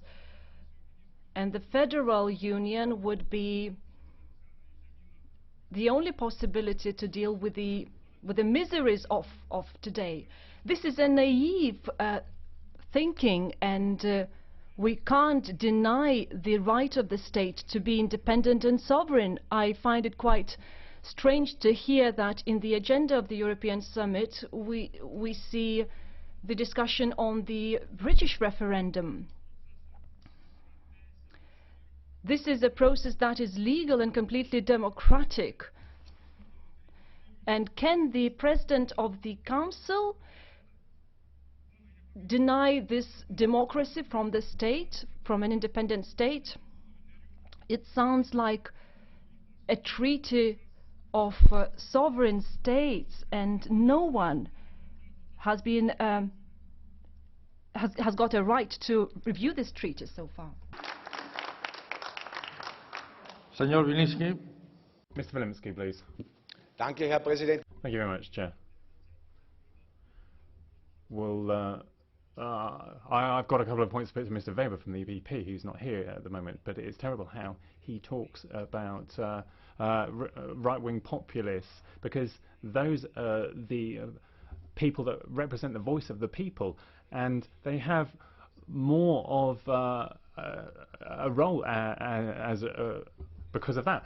The Front National is #1 in France. The Lega Nord is just a step away from getting power in the country. We have over 30% in the recent elections, my group in Austria as well. Not only me, but UKIP in the UK, the AfD in Germany as well. These are all parties that represent to an increasing extent the people of the countries. So, we only have successful policy if you listen to the people, as opposed to sending down decisions on high from Europe. Now, regarding the Council, from Council meeting to Council meeting, Parliament debate to Parliament debate, the situation just gets worse. Unemployment goes higher. Social programmes get cut. Since 2013, the Council has been trying to deal with migration from Africa and to try and reduce the numbers. This is all not working. Danke sehr. Thank you. Mr. González Pons. Micro, por favor. Este punto del debate, señor presidente. At this stage in the discussion, President, I think we need to say that the vast majority of MEPs support the Commission policy and Council policy, because you might, if you're seeing it from outside, draw a different conclusion. We represent a very large number of citizens and members on the positive side of this debate this afternoon. The Council hasn't yet applied the measures it's already taken, and many citizens are asking what's Europe doing, but what they should be asking is what's the member states doing. Measures have been taken, they need to be applied. We're waiting for member states to be at the same level as the European Union, because we're starting to say the same things again. I've said this before, and I'll say again, we need to protect our external borders. We need to make certain we can handle legal migration into Europe. We need to be able to do something about refugees. And we should remember that these are not the first wave of refugees, and it won't be the last ones either. This is a problem that's going to be present for the next 20 years. Prime Minister Rajoy has said that we need a common migration policy in Europe and a common political refugee policy in Europe as well. We can keep saying these things, but if you don't do anything about it,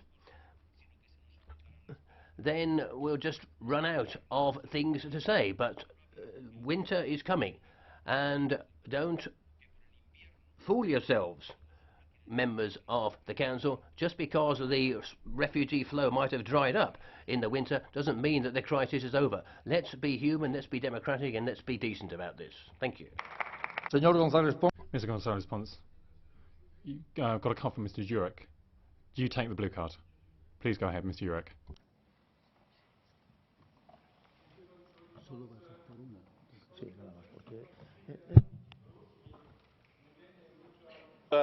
Mogą przyjeżdżać do Europy, mówienie przez... Well, saying that migrants may come to Europe.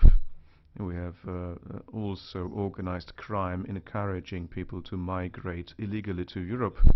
So even if the migration crisis is of a structural nature, then it is the task of our authorities to alleviate the problems, not making the problem more acute. You must not tell them, oh, please come, the door is open, because this is to the detriment of our nations and those people who want to come.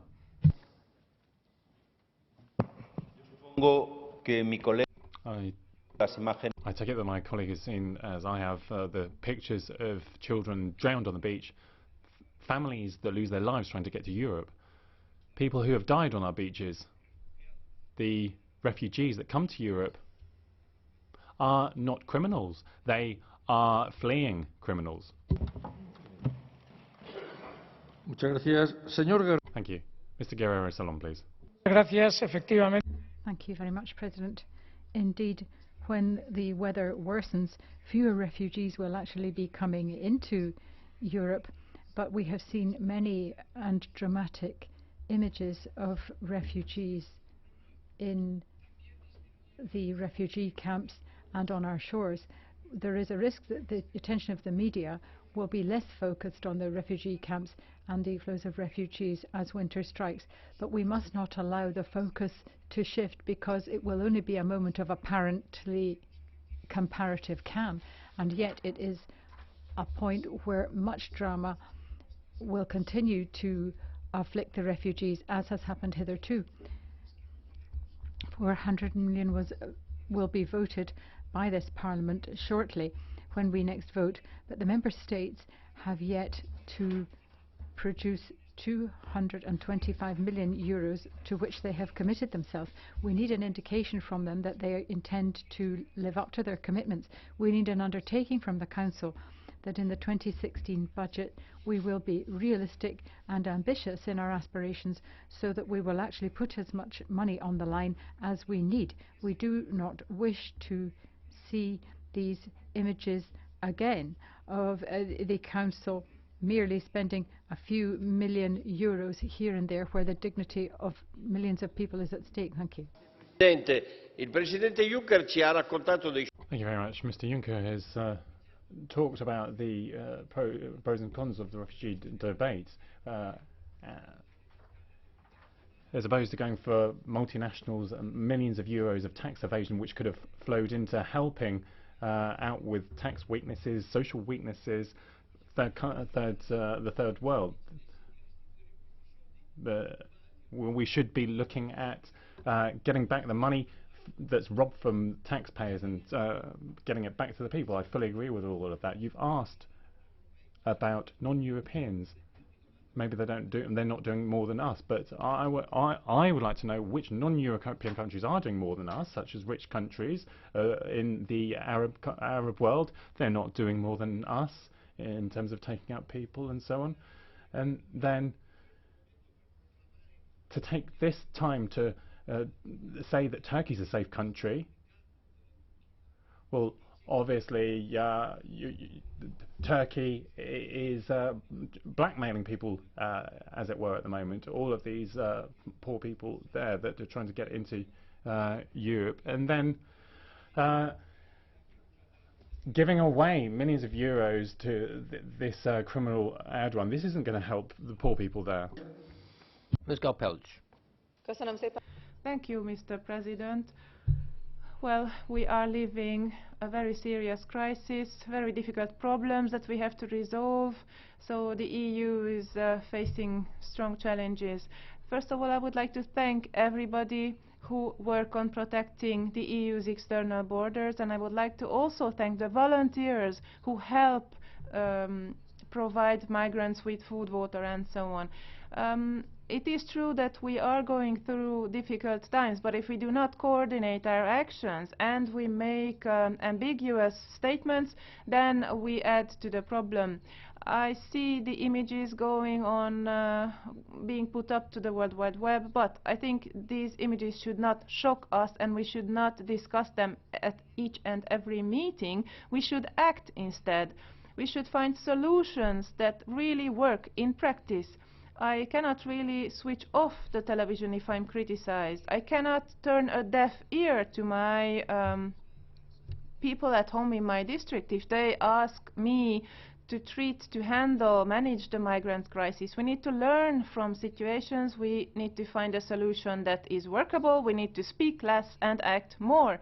We need to protect our external borders, and we need to protect Schengen borders. The Schengen acquis cannot be forgotten. We cannot undermine the Schengen acquis by not implementing the laws that we adopted. We can talk about Dublin and the fact that it is not working, but at present this is what we have. We need to abide by the Dublin regulations and we need to act. Thank you. Mr. GÁLL-PELCZ, you've got 2 cards. Mr. UJHELYI and Mr. Coburn. Will you take them? Thank you very much, Mr. President. It's quite rare that I support a colleague from Fidesz here in the House, but I'd like to thank the Vice President because of her words on volunteers. Yes, tens of thousands of people help migrants there. My question is the following. Do you agree with the head of your delegation, the head of your political group, who said that it's not the European Union and the institution that failed, but the governments tear the European Union apart? Quite often, it's the selfish national ego that lies behind the crisis, and that we cannot find a solution to that crisis. Do you agree? I think that we need to be very careful with any praise, and I think it's like a Trojan horse if a socialist member praises me. So I'll be very careful. The Hungarian government deems it very important to support NGOs financially and by other means, and that's how NGOs can support us in working with the refugees, and that's why I said thank you.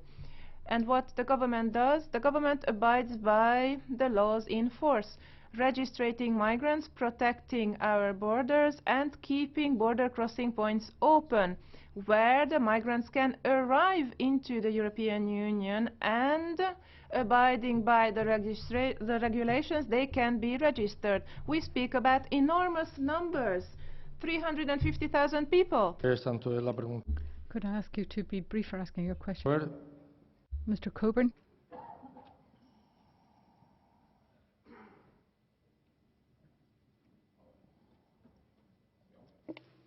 Oops. Well, thank you, Mr. President, Madam. I would like to ask you, you've done a tremendous amount of hand-wringing which is very commendable. It is very upsetting what's going on, but I would ask you, would it not be, I have been suggesting in this Parliament that instead of letting people be dragged halfway across the world to find refuge, why don't we build camps next to the Syrian-Turkish border? You asked for solutions, madam. I cannot think of a more perfect solution. Would you agree with me that that's the best idea? We build camps next to the Syrian border, and we make sure that we get funding not only from Europe, but partly Britain is the largest contributor to this. Let's see some more action from the rest of Europe and from the Gulf states. Do you agree with me?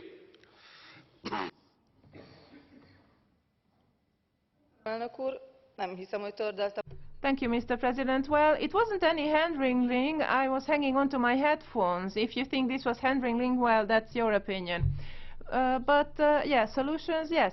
I think the problems need to be resolved where they appear, and one of the routes is Syria, and the other is Turkey. And these migrant camps that cannot be managed by these countries need to be still maintained, and it is our task to help these countries. But it would not be a solution to the problem to just make statements where, which invite hundreds of thousands of migrants, and then afterwards we speak about mothers and children who traveled months and months to get to Germany, and then we are going to send them back by means of a return scheme. I think this is irresponsible. Señora Fajon. Ms. Fajon. Thank you very much. Ladies and gentlemen, Europeans are worried, refugees are afraid and despaired. Winter is coming, freezing and frost is coming. Dreams are turning into nightmares. We expect concrete measures. We don't talk about humanitarian protection. Leaders are focusing on strengthening external borders, on the policy of return. How about the policy of tolerance? We need a relocation of refugees to go normally as soon as possible. We have to treat people humanely. I agree that solidarity with countries of the Western Balkans is of key importance, but we also have to prevent criminal gangs from making money out of this. Tomorrow I expect a humane and solidary response. We have to support the efforts to end the war in Syria. Fleeing to Europe is not a choice, and everyone deserves to live safely at home. Thank you. Señor Rangel. Mr. Rangel. Thank you, Mr. President. Basically, I wanted to say, first of all, the issue of the UK is going to be discussed in the Council, and I think we should make an effort, a coherent effort, to keep the UK in the European Union. That doesn't mean that there aren't certain red lines, but it's important that the information which is brought forward should entail a series of ideas and concepts, so that we need to know whether the UK actually wants to stay in the European Union itself. And then we can see what kind of responses we can make to the requests made by the UK. Secondly, the question of refugees, and in particular the situation in Turkey. I think that at the moment we need to act because of the urgency of the situation, and some kind of emergency assistance is required. It is therefore very sensible to use Turkey as a kind of staging post in order to guarantee the situation of these refugees, making sure that they're received properly and that there's not any chaotic or anarchic invasion of the EU. But also, we shouldn't forget that we need a European response as far as our borders are concerned. So it's important that we prepare ourselves for what's happening in the medium as well as the short term, a European response, whether we're talking about land borders or sea borders in the Mediterranean. Thank you. There are 3 blue cards now. I don't think we're going to be able to take all of them, so I will need to select one. Mr. Etheridge, would you like to ask a question to Mr. Rangel? Thank you. I've asked, this is the second one, the same as other colleagues. No. Thank you, Chairman. You mentioned during your speech that you'd like the UK to stay within the EU. That's a very commendable thing to say. The biggest single issue for the British people is control of the borders. Do you think that you could use as a silver bullet in negotiations to stop people like me who would like us to leave, giving us back 100% control of our borders? If you could give that back to the UK as a sovereign nation, I'm sure it would be very hard for people like me who want us to leave. Do you think that the border control should be allowed to be discussed with the UK? Thank you for accepting my second question of the session.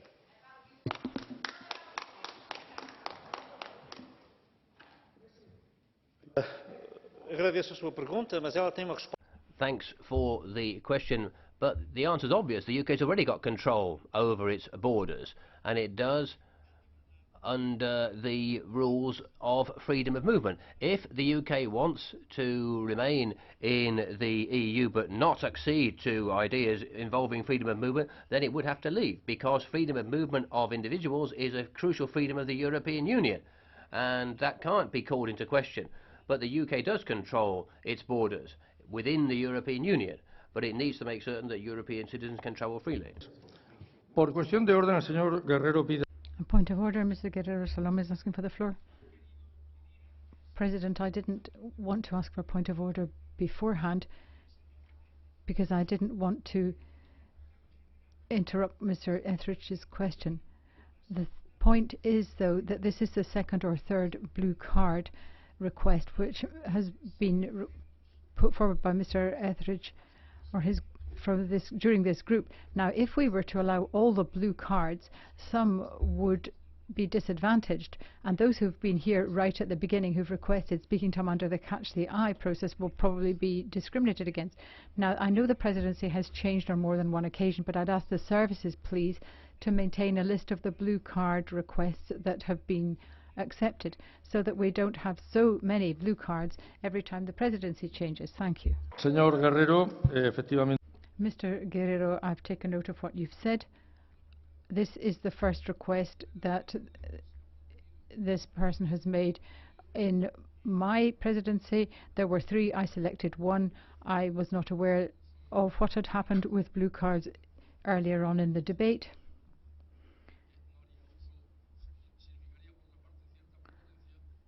I do not wish to rule out the opportunity for people to ask blue card questions.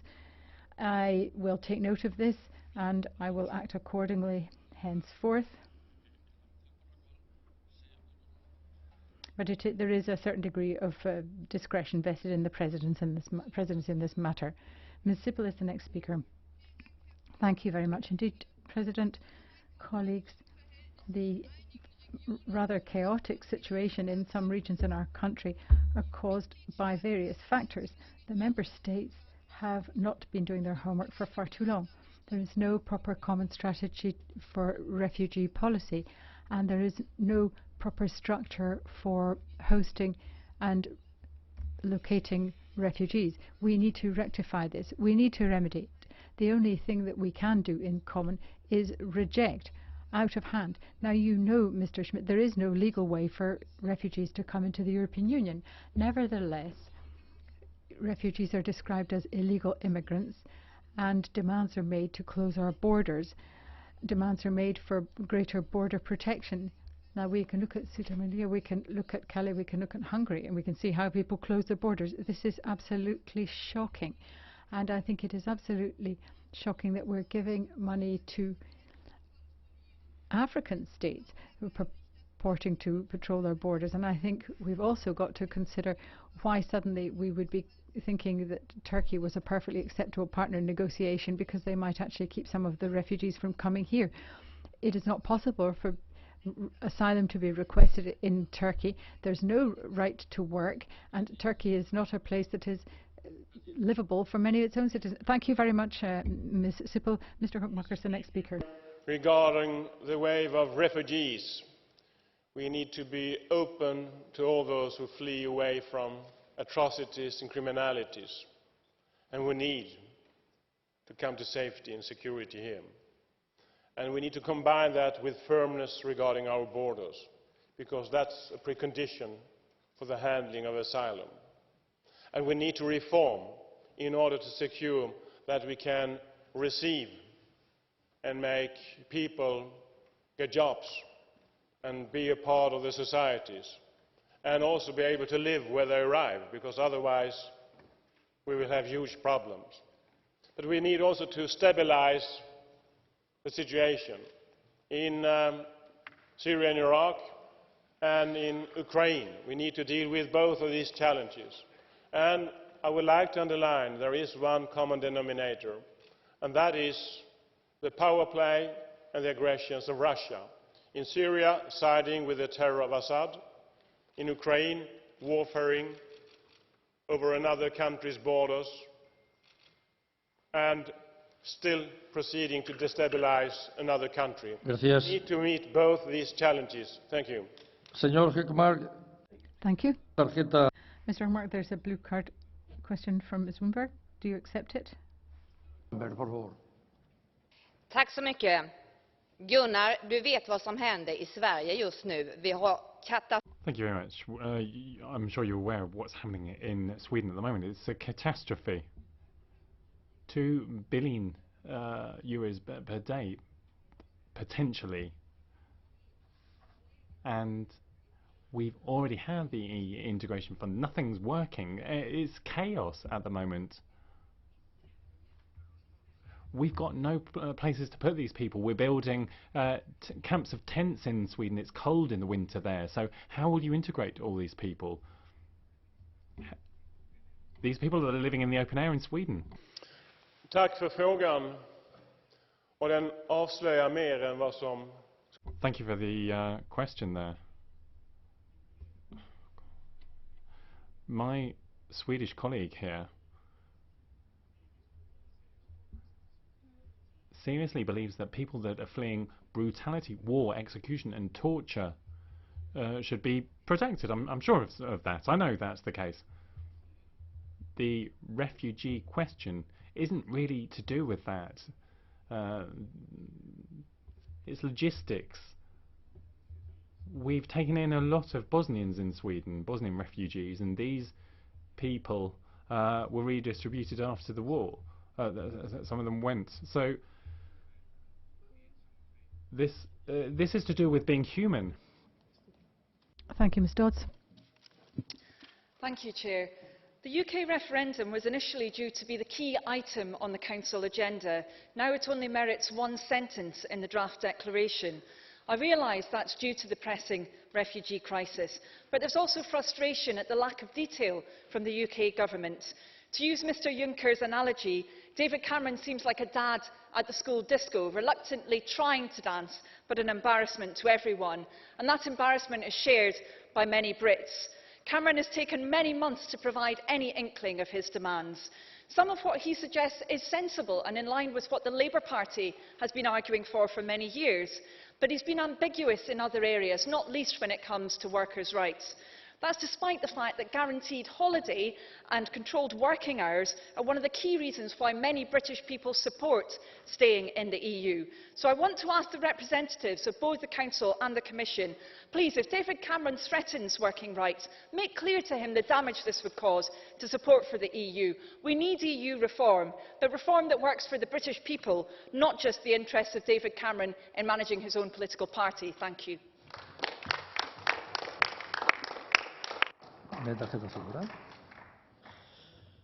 Señora Mussolini.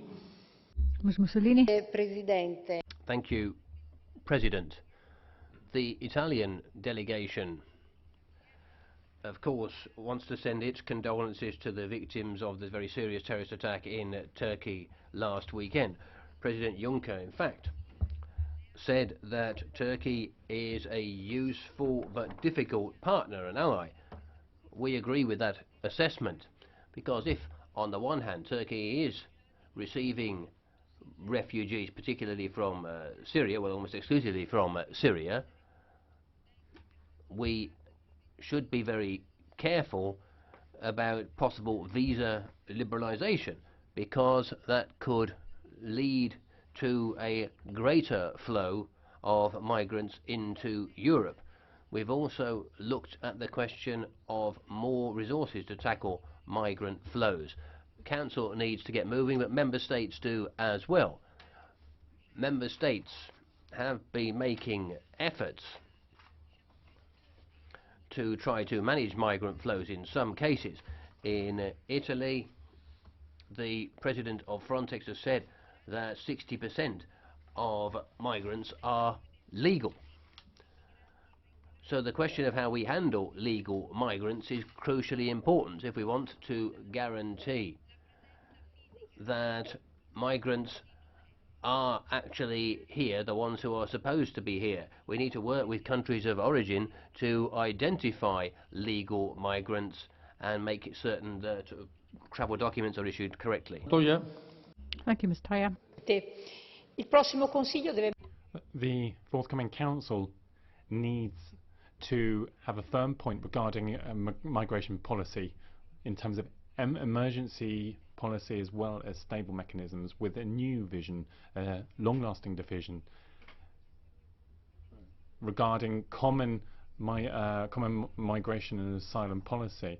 We need to look at the costs that need to be borne, shared responsibility between countries in the first line and the others, and also there's the Dublin Convention that has now become obsolete. Generosity is something that's been called for from our Swedish colleagues, for example, but also the impact of this for the whole of Europe. This is happening in the east and the south of Europe, and this is something we've never seen before, and we need a common response. In Italy, we asked for this to start off with. We made a huge effort here. This is something that Greece and other countries have done as well. We have asked for an ethical change in attitude and for attitude to action to be taken together. This is something that democracy and diplomacy is where diplomacy is needed with the Middle East, Turkey and Africa as well, because Europe's peace and stability depends on this, on these countries. Thank you, Ms. Toya. Ms. Piri. Voorzitter. Thank you very much, President. It's good that the EU and Turkey are continuing to talk about a joint approach to the issue of refugees this week. Brussels must not be taken hostage by Mr. Erdogan and his assertion that in return for Turkish cooperation there should be a relaxation of accession conditions. That would be bad for the principle of democracy. The EU has got to be vigilant in terms of respect for democracy, rule of law and press freedom. We do have to offer something to Turkey. Ankara is rightly asking for more financial support, and it's not enough just to offer funding to a country which is already available under the accession negotiations. And over and above financial support, what issues are at stake here? Well, there's a question of using Turkish territory for our own purposes. There's also the issue of how we can get Turkish help to deal with the human traffickers. There's a question too of how to deal with not only the refugees but also economic migrants. So there are many issues that we need to cooperate with Turkey on. But please, Mr. Juncker, don't mix up the dialogue on migration and the question of Turkish accession. They should be separate and kept separate. Thank you. Thank you. Mr. Coburn, I'm not going to accept a request for a blue card because I think we have had quite a number of them. We have some established rules on the request for blue cards, and therefore I think it is appropriate only to have one blue card request. And we're not going to extend this debate any longer because it is already overrunning. We're therefore going to continue with the speakers list, and Ms. Jotova is the next one. Thank you, Mr. President. Let me ask Mr. Schmit on behalf of the Council, before the Council occurs, to suspend the Dublin agreements.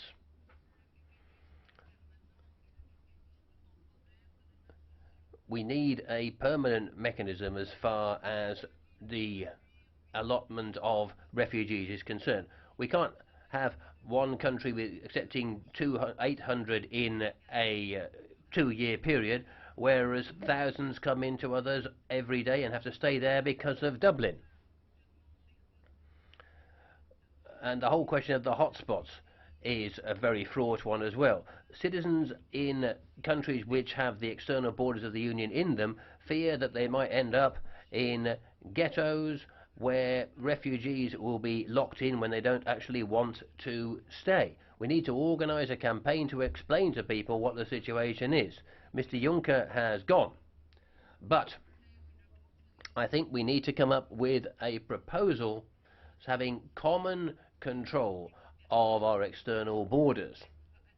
It's good that we have more staffing and more money available for Frontex, but we need to work together to try to sort out the refugee crisis, and our citizens will be our allies. Thank you very much. We're now going to Ms. Pervenche Perez is the next speaker. No está.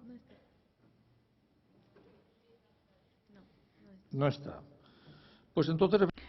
Ms. Perez doesn't appear to be here, therefore we'll indeed proceed to catch the eye.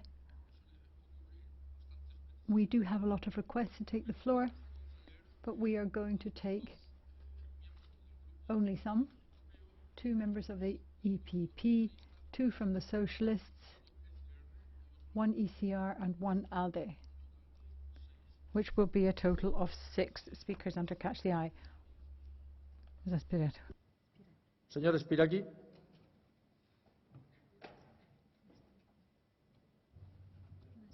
No. No está. Apparently Ms. Spiraki is not here. Mr. Kelly? I listened very carefully to the debate, and particularly what President Juncker had to say, and I think while maybe we might have been slow in responding initially, we were caught unawares. The European Union is making every effort to deal with this humanitarian crisis, and I'm quite sure the member states are doing likewise. I know my own country hopefully are living up to their responsibilities. But we have to ask the question, why do the migrants want to come here? And it's because of the pull factors, the quality of life, fundamental rights, etc. And why are they not going to countries like Russia, China, North Korea? I think this is something that should be borne in mind when people are criticising the European Union for its failings, rather than directing our gaze at those where the migrants wouldn't want to go at all. And also, of course, as has been pointed out, the push factors. I think I'm very pleased that we are now beginning to look at those and put measures in place to, first of all, bring peace to these countries and then help them to prosper. Thank you very much, Uchtron. Gracias. Señor López Aguilar. Mr. López Aguilar. Este Parlamento hemos escuchado con tristeza.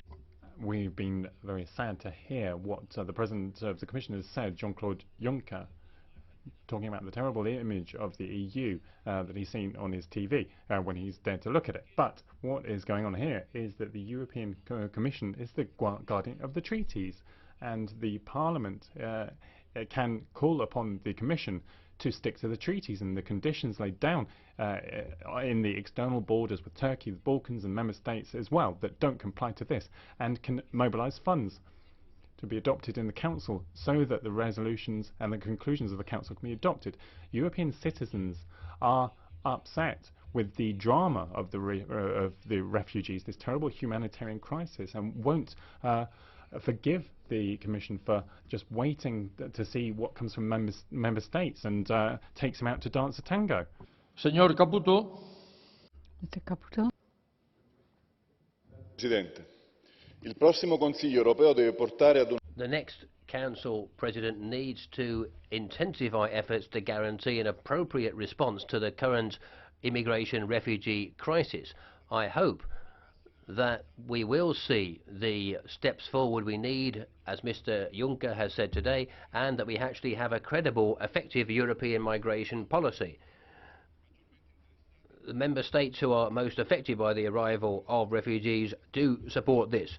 The hotspots aren't enough. We need to have a reallocation of refugees throughout the territory of the European Union. We need to make certain that we try to address the needs of refugees in the Lebanon, in Turkey, and don't just wait till they arrive here. I'm not leaving out the Western Balkans island. We need to also look at the causes of these migratory flows.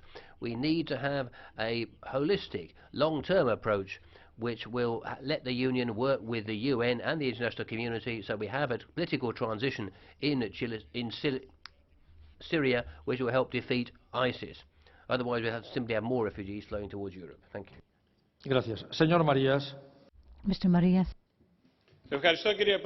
Thank you, Mr. President. Tomorrow's summit needs to take significant steps to sort out the question of refugees, and we need to make certain that the Union's top priority is peace in that area and in North Africa as well. We need to make sure that we don't look at certain countries as friends when they're actually part of the problem because they support Daesh. Turkey is one of those countries. It needs to look after its own borders and its own sovereignty. That's fine. But, as was said before in Strasbourg, the idea of protecting the Greek borders has to be done solely by Greece. We can't work jointly with Turkey as President Merkel wants. It's important that such unjustified interference in Greece internal affairs stops when it comes to our borders. The Merkel-Juncker grouping is not wanted when it comes to giving us advice about how we run our borders in Greece. Thank you. Thank you very much, Mr. Jakovčić. Grazie, Presidente. Moramo staviti ruku na srce, jednostavno si reći. Thank you very much. Well, all I can say is that we weren't prepared for this crisis. We were taken by surprise by the wave of migrants. Large and small member states were not prepared for the crisis, and unfortunately we haven't been quick enough with our response. That is a problem because these dozens, hundreds of thousands of people that have come to our borders were taken by surprise as well. That's not surprising. What is surprising is that still now the Commission and the Council have no solutions to the problem.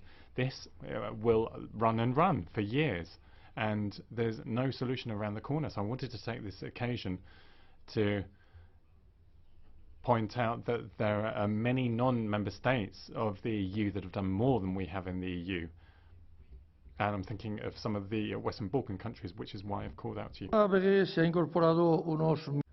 Thank you very much. Now, I think we have been quite flexible with speaking time today, and one or two people haven't had an opportunity to take the floor, but I will really just give you 1 minute, madam, and 1 minute is 60 seconds. Well, thank you very much indeed for being so tolerant with me. President in Office of the Council, the European Council is going to be an important meeting for the European Union once again. It's going to be coming face to face with its failures to achieve what it should have done. It has had to look at economic and monetary union and the failings there and the implications in Greece. European Council after European Council, you've dealt with the refugee issue. We have a Schengen area, but we haven't actually drawn all the consequences or learnt all the lessons of that.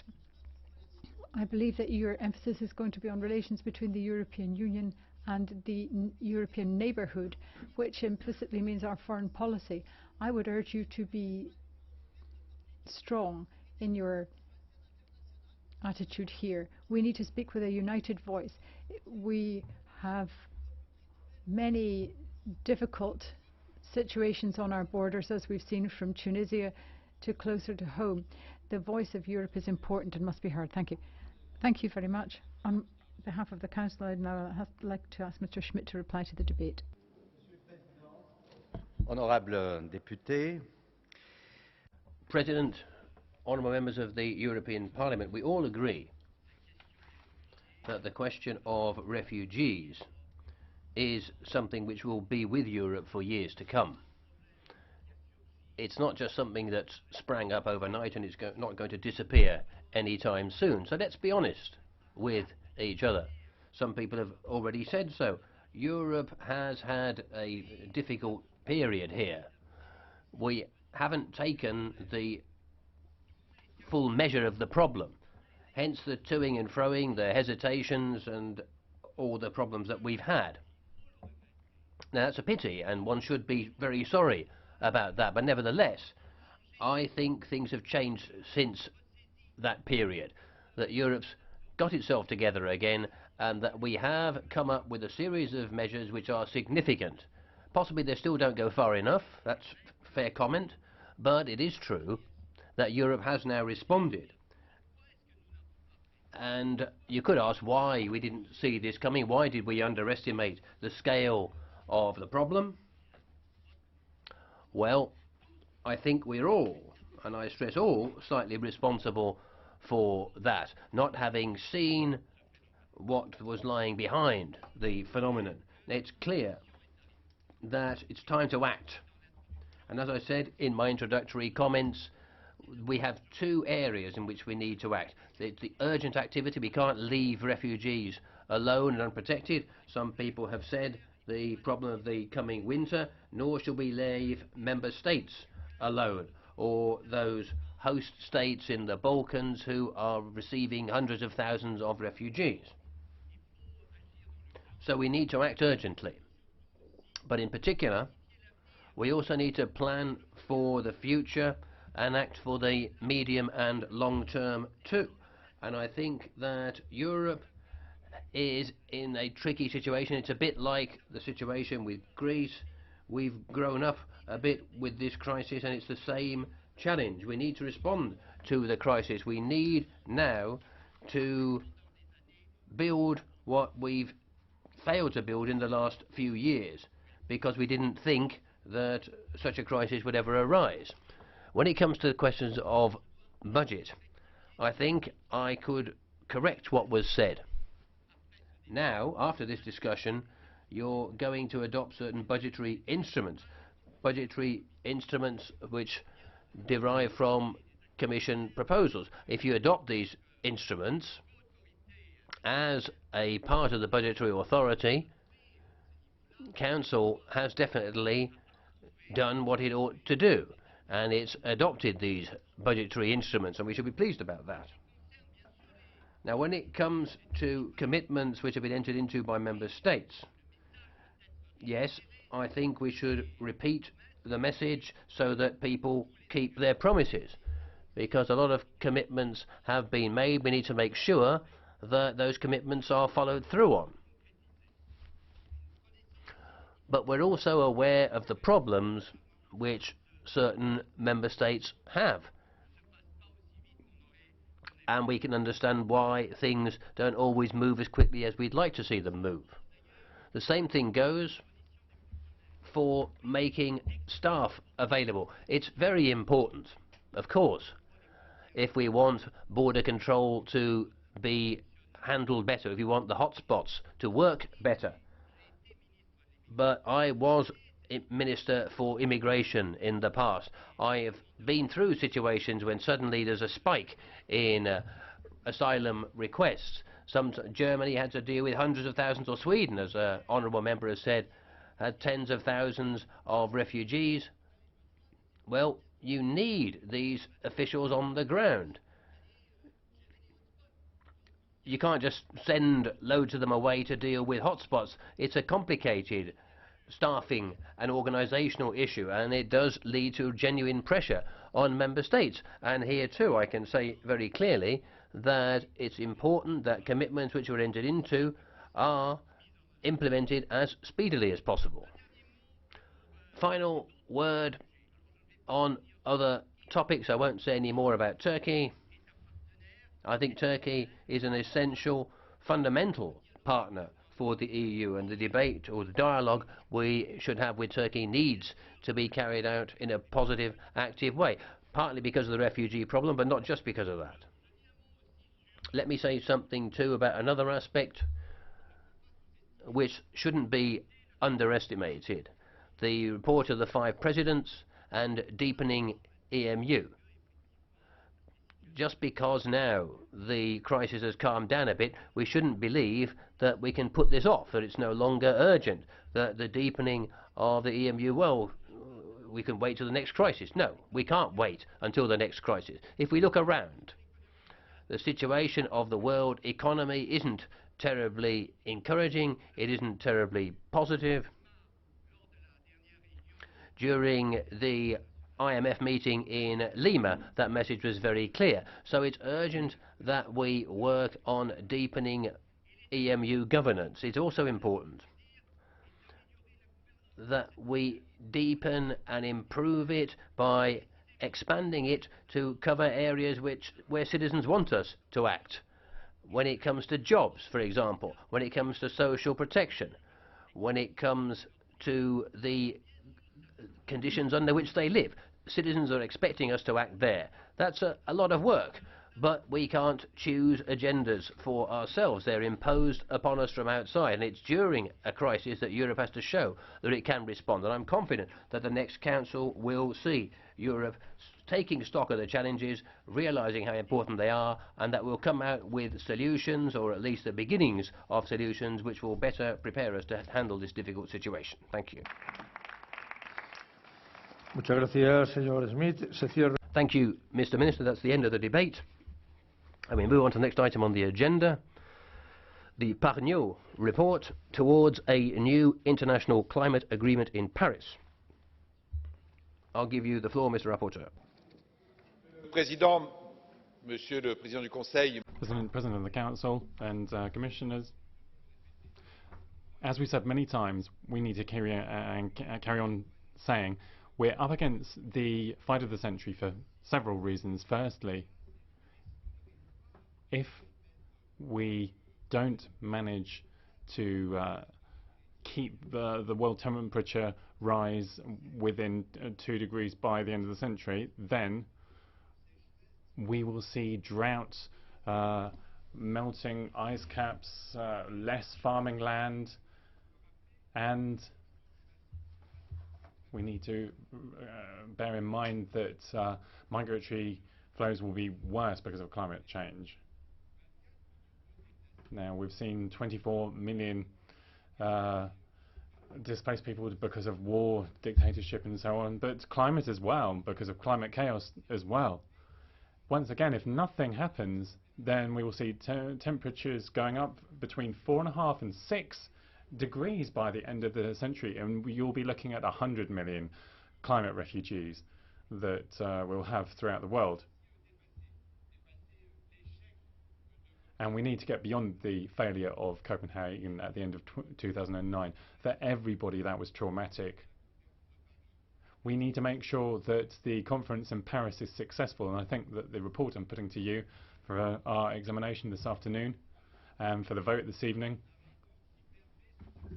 will allow Europe to be successful and to push ahead at COP21 at the end of this year. In this report, we put to you that the agreement should be universal and binding. We've seen Kyoto, where some members such as the US and China didn't want to sign up. In this report, there are ambitious climate objectives for the planet and for Europe. First of all, getting rid of greenhouse gases completely in the world by 2050, and then a reduction of at least 40% of these greenhouse gases in Europe by 2030, as well as bringing up the role of renewables in Europe to 2030 by 30% by 2030. Also increasing energy efficiency by 40% in Europe by 2030. Those kinds of objectives will allow us to have a paradigm shift, which is essential in the face of this climate chaos. As has been said, as Laurent Fabius said, a Minister for the Environment in France, COP21 President, he said that the keystone of all of this will be what's in the report, where we ask for a clear roadmap from countries to find out how each country intends to fund the hundreds of thousands of dollars in the Green Fund, $62 billion by member states, and signatory states need to be clear about how where they intend to get the 38 billion euros per year for the next 5 years. Secondly, having carbon action across the world to make sure that that investors want to pollute less, and then the emissions trading system to fund the fight against climate change. The price of carbon credits have gone down massively over the last few years in Europe, which means that we can't properly fund the fight against climate change. And the directive is being reviewed at the moment, Commissioner, and we need to make sure that together we get the price per tonne of carbon going up quite a lot. Let's be aware that we need to challenge developing countries that are the most affected by climate change. With this report, what I've tried to do is to stress where we're successful in Paris regarding the revision of the protocol here. And I'd also like to thank the French President for commitment, as well as all the other parties, and to point out how much climate change is an opportunity for a new type of growth of the world economy, including Europe, green growth, so that we have a new type of energy policy, not only helping employment but also helping the 500 million Europeans to have greater purchasing power. So I'd like to thank my team for the great work that we've done together. Thank you. Gracias, señor Pargneaux. Thank you, Mr. Pargneaux.